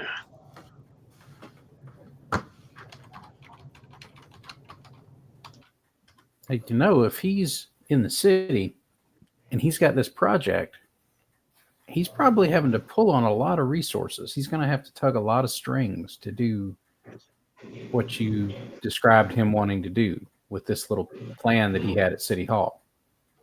That's a lot of moving parts, and you can't move that many pieces around a table without making noise. He's got their footprints we can probably follow. This is probably more Glitch's department than mine as far as following these kind of footprints, because this is going to be involving money and tangible resources being maneuvered into place. So maybe we can start there. Maybe we can follow some money, because he's had to bring money in here to get these people, to recruit all these people. Yeah, and we know several people he's paid off already, so we should be able to follow those trails. We've got the Grape and Grain and the Alderman. I'm assuming we can get some information through Allie about where that money came from. What kind of time do we have, though? I'm not sure how quickly I can do that. At the very least, I'll try to look up these plates. Maybe someone can give Officer McGillicuddy a call real quick. He might run the plates for us. I think you're the only one that has his number. Like, you're always the one that calls him. Oh, am I? I thought we all were just pals with Officer McGillicuddy. Is that just me? Well, no, he's a nice guy, but like I don't have his cell number. Oh. Well, you should. Here you go. Okay, he enters it. But you still want me to call him, though, don't you? I'm not going to call him with my personal cell phone. Oh, okay. I mean, do you need me to install a VPN on your phone? What is that? How about you just let me do it, and I don't have to explain it to you. I'm all for that. You guys always drink the weird stuff I handed you to drink. So there you go. He hands you his phone. Sure. Awesome. Copycat, I'm sure you already have one. You have one of those military grade cell phones, don't you? But yeah, I'll go ahead and call him. Wraith has a flip phone. So it's basically a hand-me-down that something that he picked up from the secondhand store, probably like a bowl of the things. I love it. So, yeah, you reach out to McGillicuddy. He answers McGillicuddy. We have a lead. It's Glitch. I hope everything wrapped up okay and everyone's safe. Some people had some injuries, but everyone should be all right. We've got Gehenna in custody. The alderman is feeling much better. So you guys were in the nick of time. You have a lead, you said? Yeah, the person we think who might be orchestrating a lot of this goes by Captain Shadow, and I got a picture of his car leaving the building, plates and everything. Now I know normally this would be the kind of thing we hand off to you, but it's going to be dangerous. Maybe we could coordinate something. If you find out where he is, we can work together, you know? So it sounds like you're trying to talk McGillicuddy into teaming up with you guys or feeding you information. So I think that is going to be a good difficulty. He's really got to bend. Yeah, it's probably against policy. Yeah.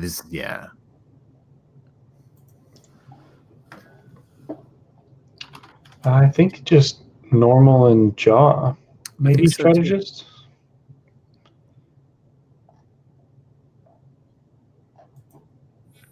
I don't know. What do you guys think? You think that Glitch is hitting the strategy you guys want to deploy here? Try to be flexible with the roll. I just want to make sure it passes muster for you guys. I think so. I mean, that's definitely like one thing to do, and that's probably the main thing that'll get us, immediate information. All right.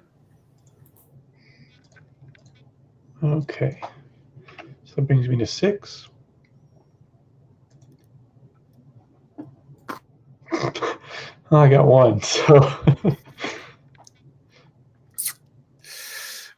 Glitch, I appreciate your moxie and all the stuff that you've done, but that's just a little beyond the pale. I could get written up for giving out details of an ongoing investigation, but I promise you and your team that if I can pull you guys in, if I need you guys, we will reach out to you. Okay?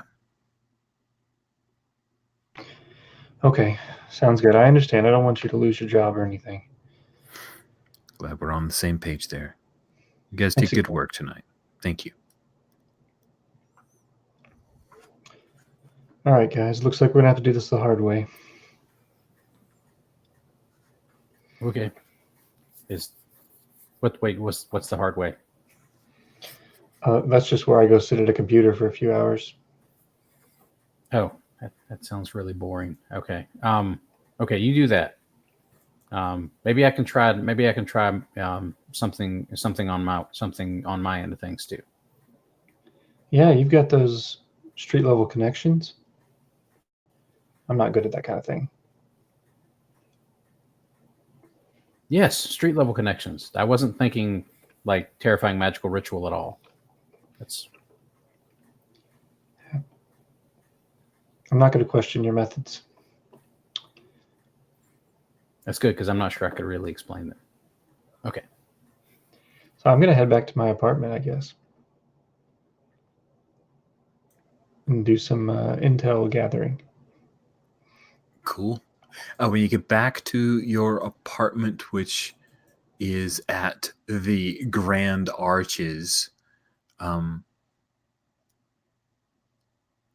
you're gonna log in, and I think that when you log in and start to work, you see that there is a couple of emails from Shanita, the coworker, Shanita Warren, intern and gopher at the startup where you work, describing in detail all of the horror and telling you made such a great call not coming to the it was terrible. We all got gassed by some super lady, and then we ended up having to go to the hospital, and just she goes on and on about all. It's like 3 whole emails worth of information about.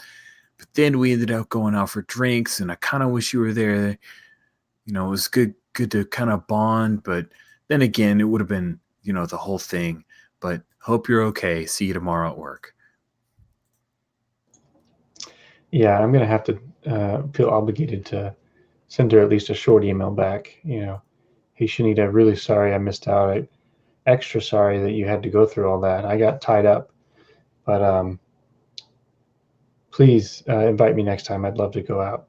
If you do, you know, go get a drink or something. Maybe you can tell me the rest of the story if you feel up to it. Nice. Cool. So let's see if you can sniff out a lead on Captain Shadow. And the good news is that tension's not in effect. The bad news is he was highly trained and also part of a spy organization. So this is an incredible difficulty. All right.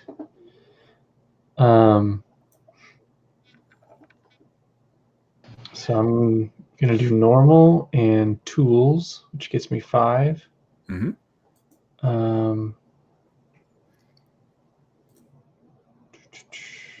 I don't really know that machine interface makes any sense here. Really? I mean, aren't you hacking away? And I guess so. I mean, I'm definitely like using the computers and stuff. I just don't know if it's like special.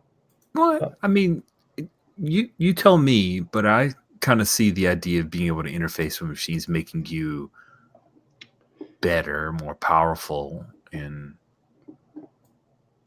jumping onto the Yeah, that's true. superhighway. I'm pretty sure we've used it that way in the past too, so it makes sense. Okay, so that gives me 7. I've got an idea of if I can give you a spark. Maybe I give you a thumb drive of like all of his past aliases. It's like it'd be smart if you didn't use any of these, but you might get lucky. Yeah, maybe I can run it through a generator and it'll spit out things that he might pick as his next alias. We'll see. And that's one more. Okay, so that puts me up at 9.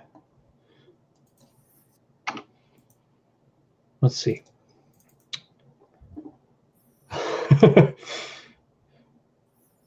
That is a very odd roll. I see two evens. Yep. Literally 2 evens.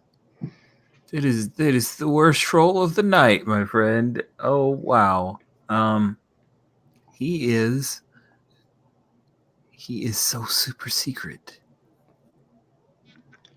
Yeah, I think everybody gets a text at like 4 a.m. It's just like, I have found nothing. Going to bed. Giving up.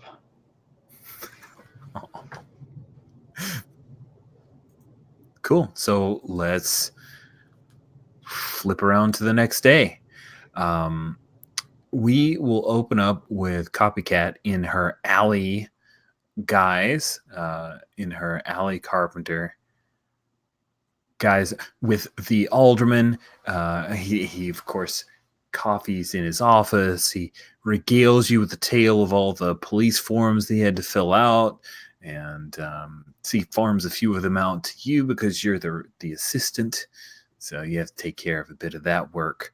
But as the two of you are commiserating this kind of early morning into later morning, he gets a phone call, and he answers it on speaker, and you recognize the voice is Captain Shadow, as he says, Alderman, are you free? And Tompkins says, Allie, can you step out? I need to take this. It's a donor. Oh, yeah. Remember we had that meeting coming up soon, though. But, yeah, I'll be right back. Yeah. If I'm not done in 5 minutes, we may have to push that. This is important. He's got it on mute. This is important. Oh, yeah. I think she goes to her desk and then picks up and listens on the other line for sure. Nice. So pick on the other line, and he's calling Captain Shadow Steven. And the conversation, because I don't want to have several minutes of two NPCs talking to each other. That's not super exciting for you guys because you are way more important than my NPCs. But the conversation is that Steven is trying to pressure the alderman. Like, I understand what you're talking about, that there are some superpower beings in the Knuckle who are working to save you folks, but really you need to think about the threat to people. Wouldn't it be better if those folks who were working for you were registered?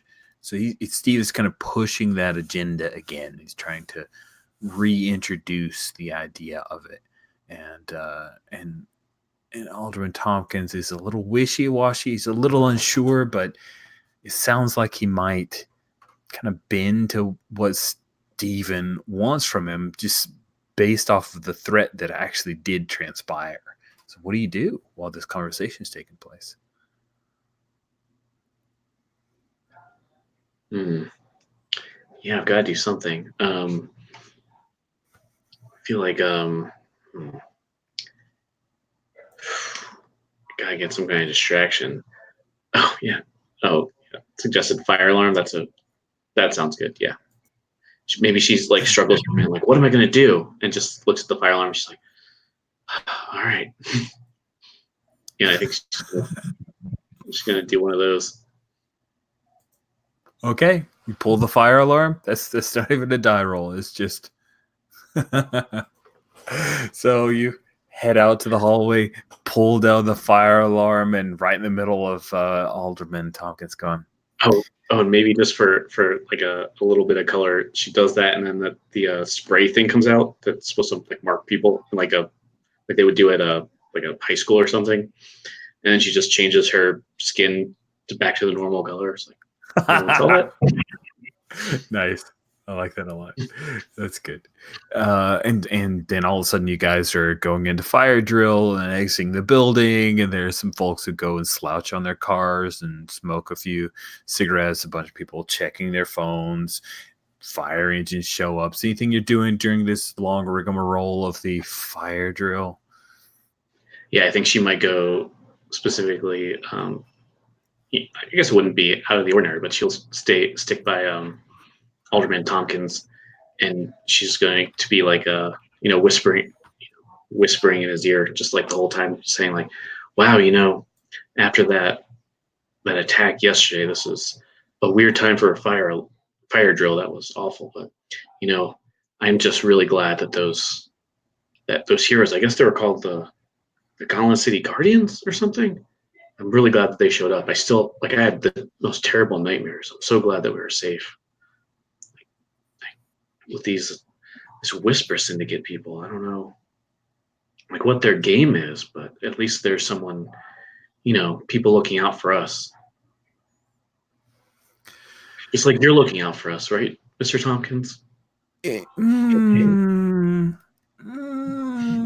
Allie, I appreciate your gung-ho attitude, but let's be honest, they would still look out for us if they were registered, right? If we knew who it was, then maybe it'd be easier for us to call on the Guardians to help out. My understanding is that the police department already has some group on call. Maybe it's the same group. I'm not sure. It's just one more step to having them registered. Maybe builds a path towards the idea of like a super powered like unit. Ooh, I like that. Yeah. She's leverage the Gauntlet City Guardians. The idea that while there are some threats out there, there's a team You think we could get in contact with those guys? Maybe. It shouldn't be that hard, right? I mean, I don't know. And I guess registration does sound good. Like, I guess, like if you do so much for the city, and I think maybe if everyone had your kind of personal information, they could like you wouldn't be, you wouldn't have to just help people during office hours. You could do it at home or while you're with your wife or your special friend that you always see. So yeah, that might be a good idea for Keep an eye on the registration. special friend. I just- Oh yeah, no, but yeah, so you wouldn't be, you would be on office hours and helping people, but also just when you're at home. So registration, yeah, I never thought of that. Pretty good idea. She's trying to really manipulate him into I this. love it. I love it. That sounds amazing. Cool. So let's build up that roll. Yeah. You've been wearing him down. I'm going to say it's a good difficulty to get him to reconsider, possibly drop this whole superhuman registration act idea for now. Yeah. So I think I'm being a con artist. Pretty normal, I think. Probably jaw again. I guess I could make the case that I'm highly trained for this. I think so. I can see that. Or I guess I'm shapeshifted too, so either one would work. So if my count's correct, am I at 6 then? Seems like it, yeah. So common artist super is 4. Jaws 2 more 6, and 2 more from highly trained. Yep. Sitting at 8. Difficulty's at 3. Nice. Okay. It seems like good odds. I haven't been rolling great, but I'm gonna try for it. All right, good luck.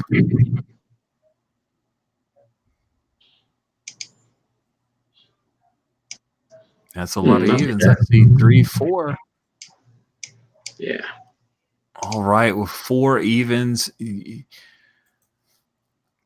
think that the mentioning of the mistress may have been the thing to push it over the top, or the special friend, and he says, you make a good point. It probably would benefit the city, but it does violate a lot of people's individual rights. I'm just not And entirely she just certain. pushes her glasses up, and she's like, "Oh, well, I don't know anything about that, sir. I mean, that's way above my understanding. You're the expert here." You pat your arm. I know. That's why I get paid the mediocre bucks, right, Allie? He chuckles. Oh, and you did mention a raise. Cool. If only I had the budget. So we're gonna cut away from that scene as you have averted a potential disaster to. I want to jump straight into a scene with second time around with our lovely Harry Lamont minding the store. It's been dead this morning. It's midweek. The bell rings and a man enters. And he doesn't do that browsing around type thing. He looks like he's just walking straight up to the counter. When he gets closer, you see that he's got. I don't imagine that this neighborhood's called the Knuckle, so probably just like New Gauntlet City. It's not security, but like what would, detention, like the jail. Well, person who's a prison guard. What would that? Mhm. What would their identification be? Do you guys think? Sorry, Correctional facility. that sounds awesome. So yeah, it's not Knuckle Correctional Facility because Knuckle's the kind of the colloquial name for it. So it would probably be something like the GCCF. there we go, GCCF, a detention officer. There we go. Anyway, that's he comes up.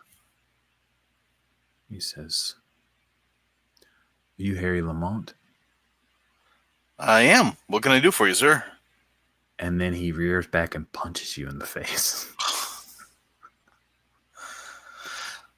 All right. What do you do? I'm gonna take a punch to the face first. All right. Awesome. It hurts. Your eyes water. Your nose starts to bleed. And then he grabs you by the collar and he leans down. He's in his 40s. He's in pretty good shape. He leans down and he says, "I can get you anytime I want. Piece of shit. You think these bars can hold me? I know who you are. You're a dead man." And then he steps back and he reaches in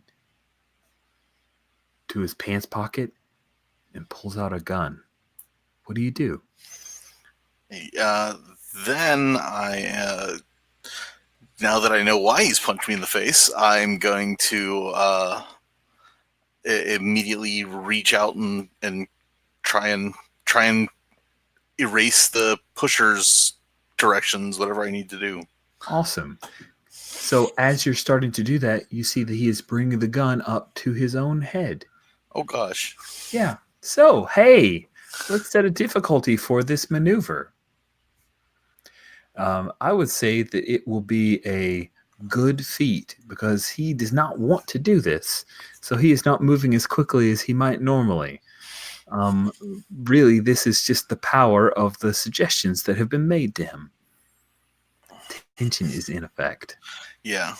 So 3. Jaw or heart for helping him? Ooh, I think it's heart. Yeah, you're trying to protect people. 7, 8. Yeah, still gonna be 8. Okay. Good luck. Let's take a look at these dice. All right, we cleared it. And you said tension's in effect? Yeah, oh yes, definitely tension's in effect. Criminy. Yeah, I'm gonna spend the spark. Okay. Although it's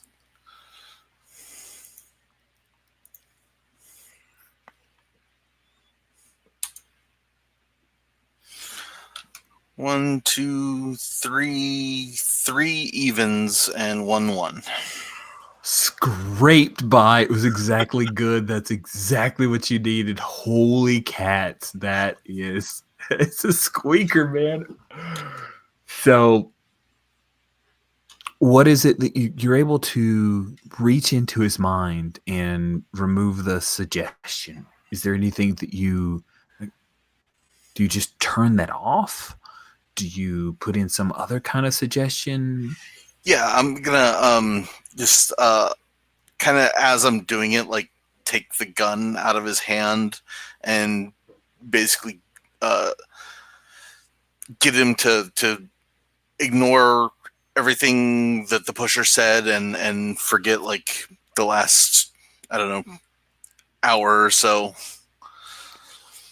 Cool. You do all this careful, quick work messing with this guy's head for his own best interests. And he blinks and says, "Oh, I'm supposed to be on shift. Harry, how did I get here?" Oh, you came in looking for some records, but you know, if you have to be on a shift, then you should probably get going. Well, I mean, my wife's birthday's coming up, and he kind of moves over. He seems a little like out of it, trying to find some purpose or excuse for why he's here. And he moves over and flips through a few of your albums. He pulls out a couple of Frank Yankovic albums and come around, and he'll bring it to the counter. And well, if I already took the time off, I'll shoves a few dollars your way to pay for it. And, okay, thanks, Harry. Have a good day. Yeah, you too. Just be careful. He's in the nice paper bag second time around on the bag there as he heads out with his polka records. What do you do?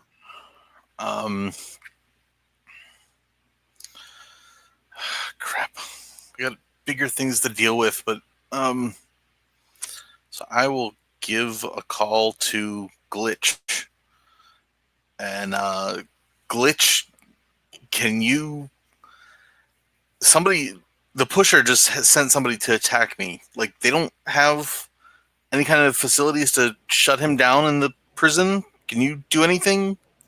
I would have thought that Officer McGillicuddy would have seen to that, but maybe, go so far down the chain and people don't get the message. Yeah, seems simple enough. You just tape his mouth shut or something, right? Yeah. Yeah. Maybe we should just run over there and you can phase in real quick. That way no one has to worry about getting mind controlled. I don't know. Do you have a better idea? Someone else who can do it without being noticed? I don't know. Why doesn't he just walk out? Well, he's never been the type of person to, fight his own fights. So yeah, being someplace where he has a lot of people to control actually kind of works in his favor. I could see that. But yeah, we definitely need to get some kind of thing on him so he can't speak. Or put him in a white noise room or something. Yeah. And he knows who I am, so that's even worse. Yeah, that's bad. I hate to get everyone on this when we got the Whisper Syndicate to deal with, but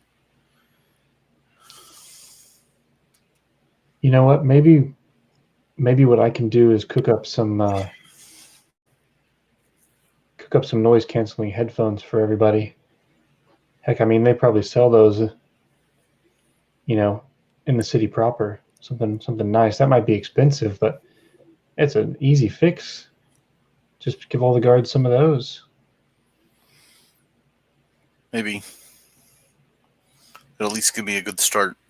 Yeah.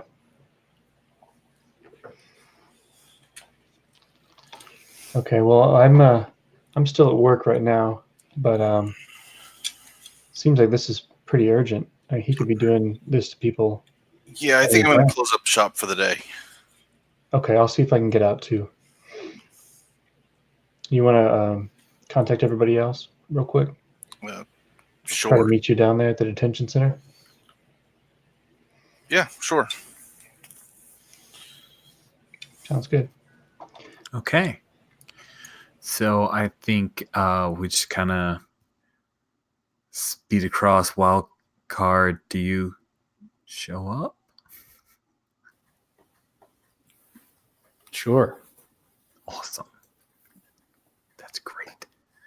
And then Copycat, do you make it? Totally up to you. Yeah, I probably would too. All right. So the prison's right by the municipal building. There, you notice there's a much higher percentage of cops. They must have called some people in.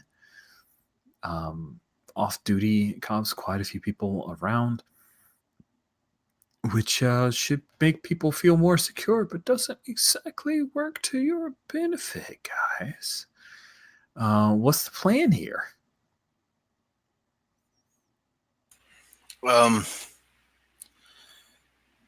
Glitch. if you guys can handle a distraction, I can get into him and erase his memory of me, maybe? Can try doing that. That definitely solves one of our problems. Yeah. And then we just need to figure out how to silence him. Can you, Wildcard, can you do anything like last time that'll last until he's into a jail cell or someplace that's more secure? Like, how long did the tongue thing go? Well, I mean, it's only going to last for so long. I mean, the powder I used was basically like, powdered bee stings. So like it made his tongue swell up, but like that stuff fades unless you're allergic to it. If he was allergic to it, then it might have killed him. But I was betting that he wasn't allergic to bee stings, since most people aren't. But I could maybe do something if it comes down to that. But if you're gonna mess with his memories, you could just make him forget he can do that. That seems a bit extreme even for me. I don't want to get into the point where I'm changing who a person fundamentally is, even if he's a bad person.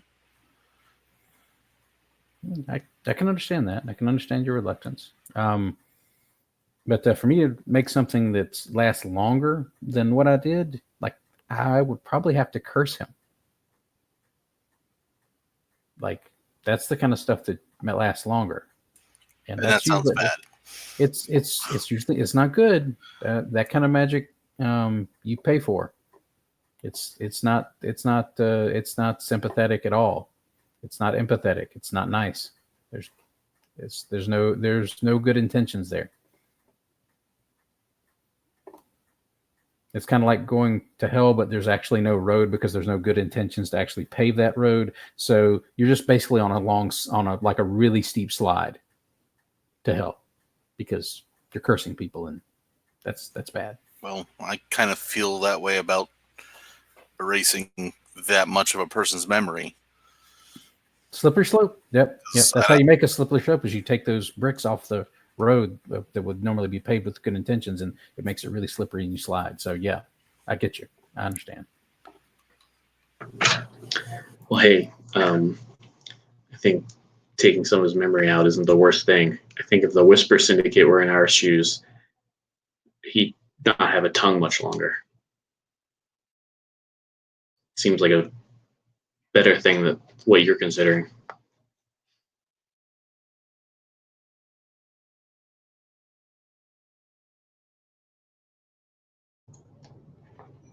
I think if we want to keep the detention officers safe, we're going to have to work with them. Nothing we do is going to completely solve the problem unless they're involved too. Otherwise, someone could just walk in there, or, like we said, we're going to be interfering with our own morals. Well, if they know what it is, I mean, they could just wear like regular headphones and listen to music while they're around him. Heavy metal would do the job. Or anything. I mean, they could listen to an audiobook. It doesn't matter. Just something to where they can't hear him.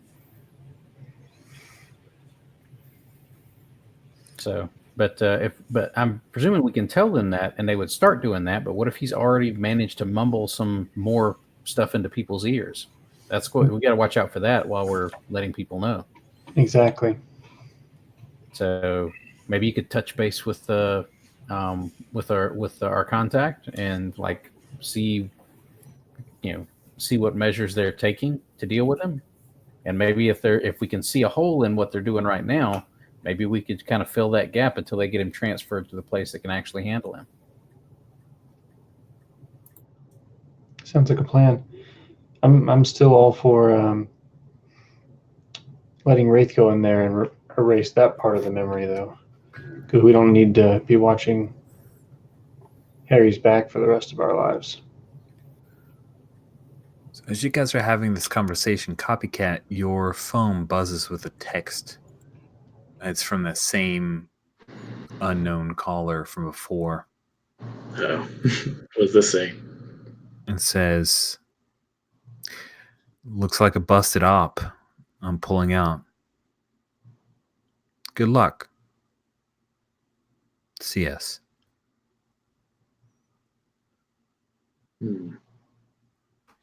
She kind of narrows her eyes. It's like, well, I've got some interesting information.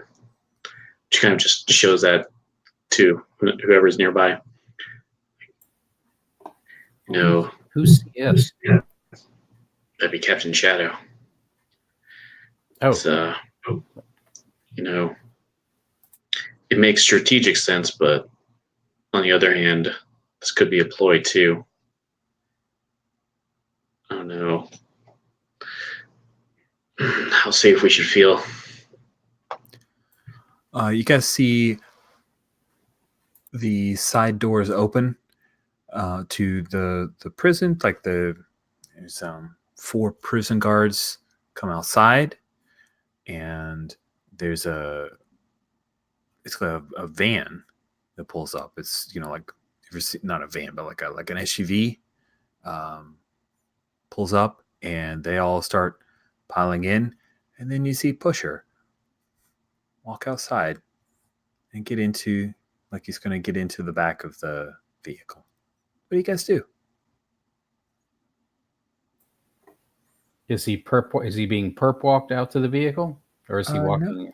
No, he's just walking, smiling. And I think Wildcard looks back and says, "That's not a perp walk. I've done that. That's not a perp walk." Yeah, so Wraith will, seeing that he's coming out, is going to rush over to him and like just like, no, not again. And I'm just going to try and do what I said I was going to do right now. Wild. All right. So you're rushing in.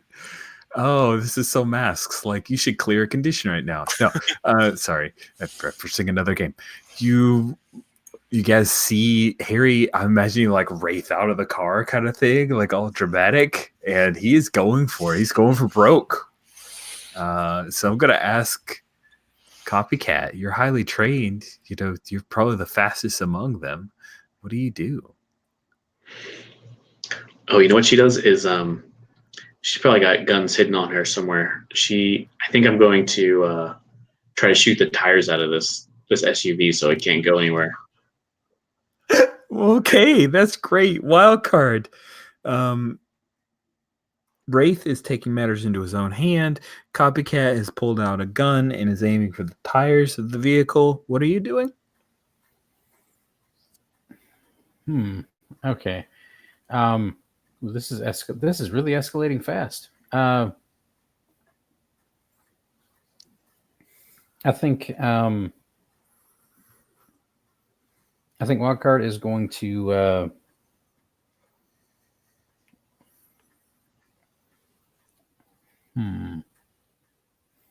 I think he is going to he's going to pull out some little packet, and he is going to throw it into the air, and the packet bursts, and this sort of shower of like the cinnamon smelling stuff goes into the air, and he's going to basically try and create a pleasant smelling but still like offensively odoriferous cloud of stuff. Like, it's not harmful, but it's like way too much cinnamon, way too fast, and in way too confined an area. So like people are like coughing and sneezing just to try and get it out, and they will all be a cinnamon flavored pepper spray kind of deal. Basically, yes. Not Nice. their eyes aren't watering, but like they're coughing. It's all over their clothes. It's all over everything. It's really annoying, and it sticks. Nice. I'm gonna say it is a if you want to affect a number of the prison guards here, that's a good difficulty. If you want to really push it and incapacitate all of them, that is incredible. Well, I think he's just going to go for the good one this time. Like this is not going to. He's not going to be able to incapacitate that many people because there's too much open space. So I think he's just going to. Yeah, I think he's just going to try and just try and make it a little more manageable for the actual people that are going to be boots on the ground down there. So I'm going to say be super. Let's see. I feel like I might be throwing the wild one thing around a bit much, but it seems to fit. I don't disagree. So that's 4 from super and wild one. This I've been using tools a whole lot. I think this is probably going to be maybe more like a heart thing, since I'm trying to just. Oh, I'm not sure exactly if that would work. Maybe jaw to kind of confuse them. I've been using tools a whole lot, so I hate to. You have, and I understand that. I think if we wanted to say that this is something you're trying to quickly do, I could see feet being applicable here. Okay, well, let's try to do that. Maybe it's interfering with their ability to move around safely or something like that. Yeah. Okay. So that's 4 plus 1 from feet, so that makes it 5. You get 2 for magic, so that makes it 7. So I'm gonna just go with 7. I'm not gonna risk the spark right now. Okay. So I might need that.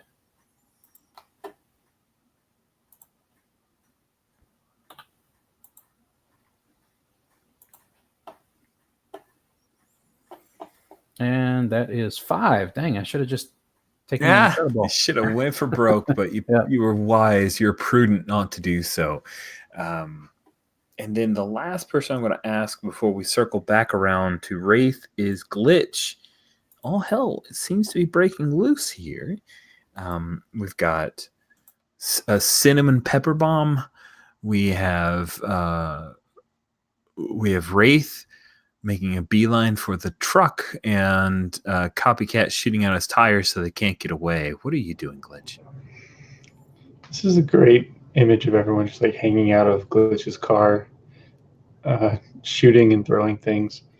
I think Glitch kind of panics and swerves the car towards Pusher and just lays on the horn so that if he tries to say something, no one can hear him. That is awesome. And what I'd like to do is let that be a help roll for what Wraith is trying to do, if that works. Yeah, that's perfect. Really good idea. So Wraith, you are in Wraith form. So the cinnamon does not affect you or impair you. You see a number of the prison guards who are armed are becoming incapacitated, and you float right past them. What are you doing? Like I said, I'm going straight for a Pusher and just kind of grabs him and says, never again. You won't do this ever again to anybody. Nice. And he's looking at you, and he says, I don't care what your substance is. You can hear me. And then you probably need to attack him. So defeating Pusher before he says some terrible, terrible things to you is a remarkable feat. And tension is in effect, my friend. Good luck. You've got a die of help from Glitch. It's 1. And in fact, if we want for Copycat, if you shooting out the tires, if you want to say that's effectively helping out as well, if you want to throw a spark that way, you can. Okay. 3, 6, 7, 8. Like to me, 10 dice. All right. Yeah, I'll go with that. This is for all the marbles. 4 successes needed. 10 dice going to hit the table. Oh gosh, I'm scared to roll because I've not done well on these. I know, it's wonderful. I mean, good luck. No. Only 1-1. How many evens? 1, 3. Oh my god. Oh man. That Okay, cool. So you reach into his mind. Pull off so you guys aren't seeing the website. You reach into his mind, grasping for something out of Pusher. You've tortured him before. You know, his nose is still, you see the little red rims around the nostrils there from when you guys had punched him, knocked him out. But he seems ready. And with the tires blowing up, with you trying to reach into his mind, he says, ooh, let's see, we only have 1 spark damage, right? So it's not like this necessarily destroys your spark. What he says is, kill your friends. Kill your friends for me. And so what that does is effectively going to incapacitate you for a brief period of time, because I imagine you're not going to give in to that, right? You're a hero. I'm not going to take away your agency, but it is a failure, and so you will have to struggle with that. And that is a partial reason. That's a reason why you've lost 1 spark. But right now, the Wraith has not defeated Pusher. Pusher can't have his guards drive away because someone cleverly took out their tires. So he is now stuck in a car. So let's circle back around to Glitch. He's in the car. I think he's kind of rolled the windows up so the cinnamon doesn't get in. There's only 2 cops or 2 prison guards who are in the car with him, and they're not firing out of the vehicle yet. Glitch, what are you doing? And I probably don't know about Wraith at this point necessarily. Man.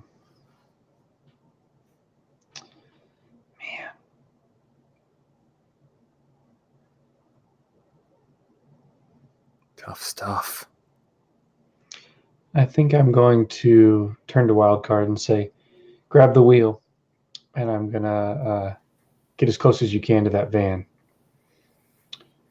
And we're going to try to get as close as we can to the van so I can touch it and turn it off. Ooh, neat. Yeah, I think the van is, and I'm sorry, I said a van earlier, but I meant like an SUV. I'm kind of imagining like a Range Rover type deal. Yeah, if you want to get up there and try to turn it off, let's see you machine interface then. The good news is that that's not an incredibly hard feat for you. So this is typical turning off a vehicle, especially one that is not going to be able to drive away very fast because the tires have been shot out. But tension is in effect because at some point Pusher's going to see this as a threat and have his lackeys shoot you.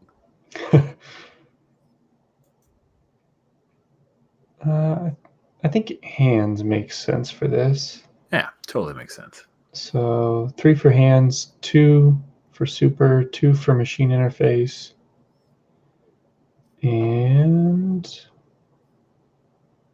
I think that's it. So I think 7. All right, 7 dice. You only need 2 successes. You're only risking 2 spark as well. That is a very man. Look at this roll, John. Look at how Joshua rolls evens. You should take notes. I mean, really. Not that there's a skill set that you can develop here, but Joshua is very good at this die rolling thing. The car seizes. It is not turning on anytime soon. It's like somebody threw sugar in the gas tank on this thing. It is completely locked up, like like OnStar, the thing where it's just like they could turn off the engine. That is what you trip, and they are incapacitated. Copycat. You're right there, right? Because wait. So who did Glitch have drive up? I guess Wildcard drove the car up. So you are free, Copycat. What do you want to do? Oh man, I think You see Pusher is about to command these guys to draw weapons and fire on you and your friends. I feel like to make this dramatic, especially in the last bit of the last thing, I mean, she's gonna try to kill him. I think she's just like, this cannot happen. This is what you're As she trained to sees do. like Wraith kind of like struggling to fight back against this command too. Oh, oh no. Okay, well, I think first she's gonna change into Captain Shadow and then shoot him. Nice. Okay, so that's a good difficulty. Very clever. A good difficulty is just pull out a gun and shoot this guy. He can't hear you because the horn's still going on. He's got the windows rolled up. You can't hear him is even better. But a bullet will definitely go through. Yeah, I think she'll definitely have some consequences from the team after this. But let's see. So I got con artists. Yeah. I guess super. If you'll allow that. All right, you're leaning on your supernatural, preternatural, highly trained abilities. So sure, I guess you're snapping off some crazy shot because you're firing from a car through a car window between people. Yeah, and I will tell you though that if you fail at the roll, you will have shot one of the prison guards. Yeah, that sounds about right. I guess tools. That's the stat. Yeah. And then highly trained. So that, if I count it correctly, I'm at 9 currently. You didn't count con artists because I don't think you're necessarily. Well, no, because you turned into. Dang you clever boy. All right, so con artist super. That's 4, 3 more 7. Highly trained is 9. Yep, that's what you calculated. That's what I see. I feel definitely pretty tense situation, but I think, do I still spend a spark? Maybe. Yeah, I'm going to use one of my final 2 sparks to make an even 10. You know tension's in effect, right? Yeah. Yep. Just need 3 successes. Good luck. Roll like John. That's a lot of evens. Dang it. All right. How much spark did you have left? Oh, so you can't go to negative. You can't go to negative on spark. You either run out or you don't. Sweet. So what does it look like when you draw this handgun and fire on Pusher? You take him down. So I think maybe like? It's like we see a panel or something of Wraith like struggling not to turn on us, and then I see him kind of trying to talk to all these guards, and maybe they're like pulling their weapons too, and she's just like just shakes her head, and as I guess Captain Shadow comes out of the window or something in this moving car, just kind of like lines up the shot, and just like, God damn it, and just kind of shoots him. Bam.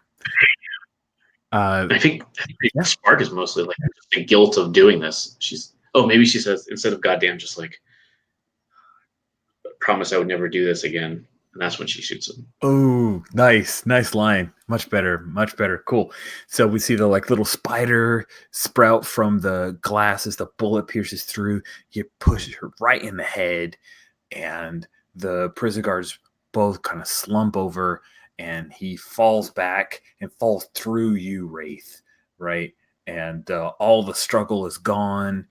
All the pressure is released, and you just hear from the prison guard in the front who passed out after everything is done. And I think if you guys are okay with it, with time, like we'll just do a couple of quick epilogues for everybody. So Pusher is down, Captain Shadow's Didi Mao, Grandma Gehenna is in prison, and Yeah, so that's what happens to the Whisper Syndicate. They are destroyed. So now we get as if it were like end of movie post-credit sequence stuff to see a little bit of an epilogue for each of your characters. So let's start with Wraith. Oh, hey, Wraith, by the way, the guy who knew who you were, he's not going to come after you anymore. Anyway, Wraith, what do we see for an epilogue for you? Can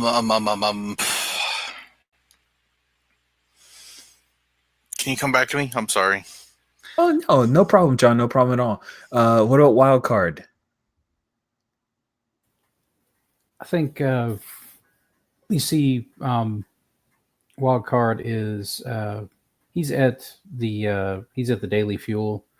Or no, wait, backtrack.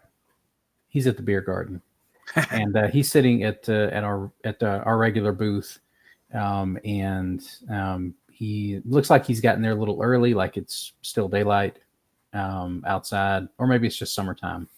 And you see him, and he sits down at the table, and he says, bring me another one of those boots. And he says, now we're going to make this interesting. And he takes out something and sprinkles it into the boot as he slowly starts to lift it up. And yeah, if anybody else wants to come in on that scene later, we can work it out. But like that's like the close of his part. Nice. What about Glitch, Joshua?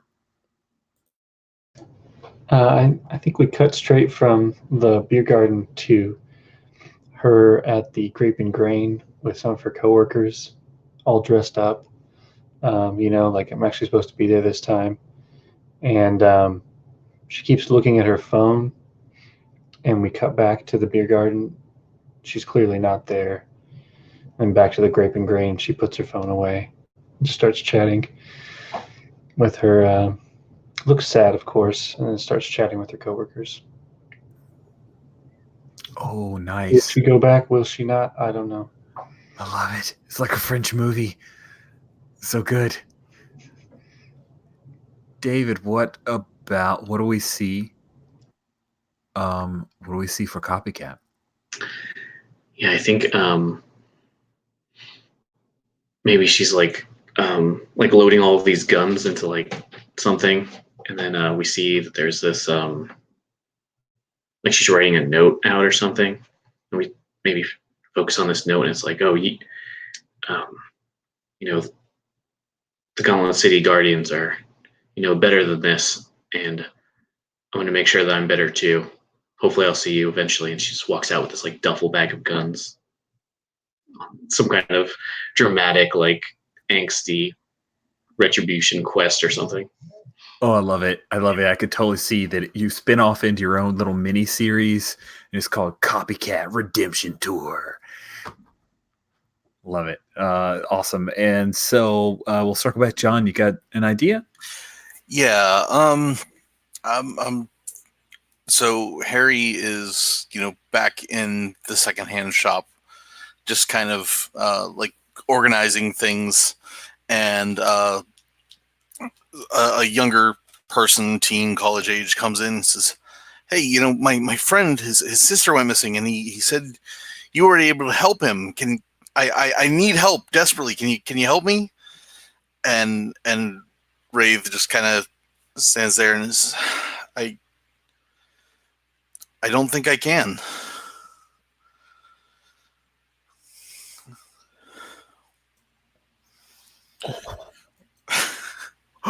What a period of ellipsis there. Wow. Oh, that hurts. Oh, man. This is what you do to teams, Wildcard. I blame you. That is great. Okay, well, that will bring our session to an end because it's the last of 3 sessions. The XP doesn't matter so much, but let's run through the questions anyway, just because we are demoing the game, and I think that's important. So we have some questions to axe of you. Just joking when I say axe, because there's no axes involved. So Rich is jumping to the gaining experience. There we go. Yay. Okay. Did you class with someone who threatened your neighborhood? Yes. Did you protect the citizens of your neighborhood at least once? Yeah. Did you defeat a villain or have a conflict with your rival team? That also would be a yes. That's 3 XP to everyone. So, John, for Wraith, did you struggle with your normal day-to-day obligations? Yes. Yeah. I agree. Did you support another teammate when they needed you? Did I? Yeah, I think so. Yeah, I think so too. Awesome. So that's 5 XP for you. Wild card, did you struggle with your normal day-to-day obligations? No, not this time. Yeah, I don't think so either. Did you support another teammate when they needed you? I think so. Yeah. All right, 4 for you. Joshua, with Glitch, did you struggle with your normal day-to-day obligations? I think so. Yeah, big time. Did you support another teammate when they needed you? Yep. Yep, awesome. And then David, with Copycat, did you struggle with your normal day-to-day obligations? I don't know. I feel like I mostly just use them to my advantage, right? I don't know if I struggled with Well, I them in think particular. I'm gonna say that I think you struggled a bit because you're trying to work through the Aldrin and get what you want, and you struggled because you failed. So there you go, struggle. Did you support another teammate when they needed you? Man, I feel again. I don't know. I feel like I use that to my advantage too. I don't know if I really helped anybody. Oh no, you definitely helped. You definitely helped John. Yeah, I mean, he didn't really want that kind of help, but you helped him. Yeah. Oh yeah. Okay. Yeah, I can spin that. Cool. That So sense. that'd be 5 XP. Cool. So then the last thing we need to do is we're coming up on time is a very quick roses and thorns. Let's start with thorns. David, you ready to give us any thorns that you have for the game or the session or the series? Yeah, I mean, this was a good one. I liked, thorns, huh? Let's see. I mean, I guess if I could, I'm really stretching on this one, but I guess since we ended on that cliffhanger, I really want to get Captain Shadow too. But I also kind of like that he's still at large too. So the dullest of thorns. I get you. Awesome. Thank you very much. And so, Joshua, what thorns did you have? I can't really think of one other than the Captain Shadow thing. I mean, it would have been cool to face off with him, but the pusher ending ended up so good that I'm not really even feeling thorny about it. So Awesome. Thank you. Chris, what kind of thorns did you have? Yeah, I'm kind of in the same boat. Like I feel like I would love if we had gotten a chance, but just because of the way the sessions worked out, we didn't get as much of a chance to kind of deep dive into the personal lives of how everybody works out. Like we got a couple of asides, but almost everything we did was pursuing the main goal. Like, so we didn't have a whole lot of like normal people stuff. Even the normal people stuff seemed to lean towards, except for Glitch's encounters, seemed to lean towards getting us toward our main goal. So that would have been nice if we would have been able to work in more of that, but we were really short on session time, I know. So no, I completely agree with you, and I feel like I didn't give you guys opportunities to highlight those aspects of the day-to-day, which is what sets Hit the Streets Defend the Block apart from regular supers. Some aspects I feel like this game ran like a lot of other supers games that I play and run, because there wasn't as much of the struggle with the day-to-day. It's definitely a good, insightful thorn. Thank you, Chris. John, what about you? What thorns did you have? I kind of like. I hope everyone didn't feel like, but I kind of felt like there was a little bit too much focus on Wraith, because last session was dealing with an issue that Wraith brought to everyone, and then this session was dealing with another issue with Wraith. Because both were like things that happened at his shop and danger that was, related to him. And then the other side, I think it might be a little bit too easy to lean on like one or two stats that you're really good with, because like, you know, my stuff for mental control is always jaw and super, which Mhm. means I'm always going to have a fairly big dice pool, even though I can't roll for crap, but so Yeah, I think that's a really fair point. In fact, I noticed several times Chris was like, I've been using this stat a lot. Let me try something new. And I think that's a way you could possibly approach it. But if somebody's really looking to push the system and maximize their potential, there is that risk. And I think it's something that I should speak to in the book, because that's definitely a thing that if someone hasn't necessarily create a character that is statistically superior, they could be looking around and going, wow, man, my guy's not as good as yours. So that's definitely something I need to address. I think that's a really good point, John. Yeah, I almost kind of like to see something like I think it was the original Apocalypse world, where it was like, if you use, like, you pick out a stat that if you use that during the session, it's something, just so there's some forced reason to try and use different things in different situations. Yeah, like highlighting a stat and this time I want to see you be hot. Yeah, that's definitely something to explore. I try to keep the system as simple as possible, but I don't know how much of a heavy lift that would be. So it's something to think about. Thank you. It doesn't even need to be mechanical. It'll probably just be like, GM advice. Try and look for ways to do this. And, I don't know. That's helpful. Thank you, John. We do this in snake order. So David, did you have a thing you wanted to add? I was going to say real quick, just on that, on the stats thing. I kept thinking of the fate, like a fate accelerated approaches kind of. Now it's kind of, if you have a good stat, I was just trying to always kind of work that into the narration. Like I feel like having those high stats, although maybe repetitive, I think I kind of saw that as a hopefully purposeful thing. If any of that makes sense. No, it makes sense. You very cleverly worked in several of your powers as you were going. I'm like, oh man, you did the Cats and Shadow things. That's why that's good. Yeah, I get you. Cool, John. So we'll stick with you for roses. What roses would you like to hand out? Okay. There a rose for Copycat when she finally came clean about everything. That was a really good scene, I thought. I enjoyed that.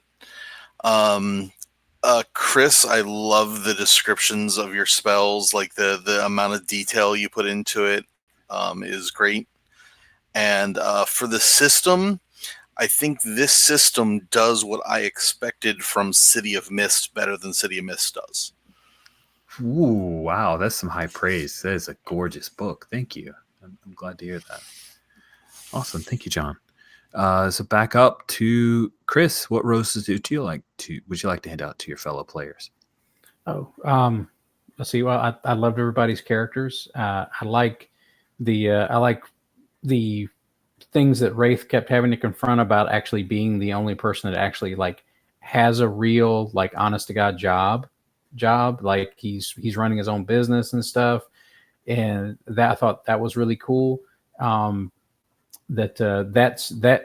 He got more tugs on his and got more fun story bits out of him owning that secondhand shop than I thought you would ever get out of it when we started out. I mean, I thought, oh, well, he's got a shop and that'll be his background. But no, you worked it in like it was always coming up. And I thought that was really cool. I really love the descriptions of Wraith's, when Wraith's powers activate, like the sinking your fingers into people's heads. That is super creepy and so comic booky. That was awesome. Mm-hmm. With Glitch,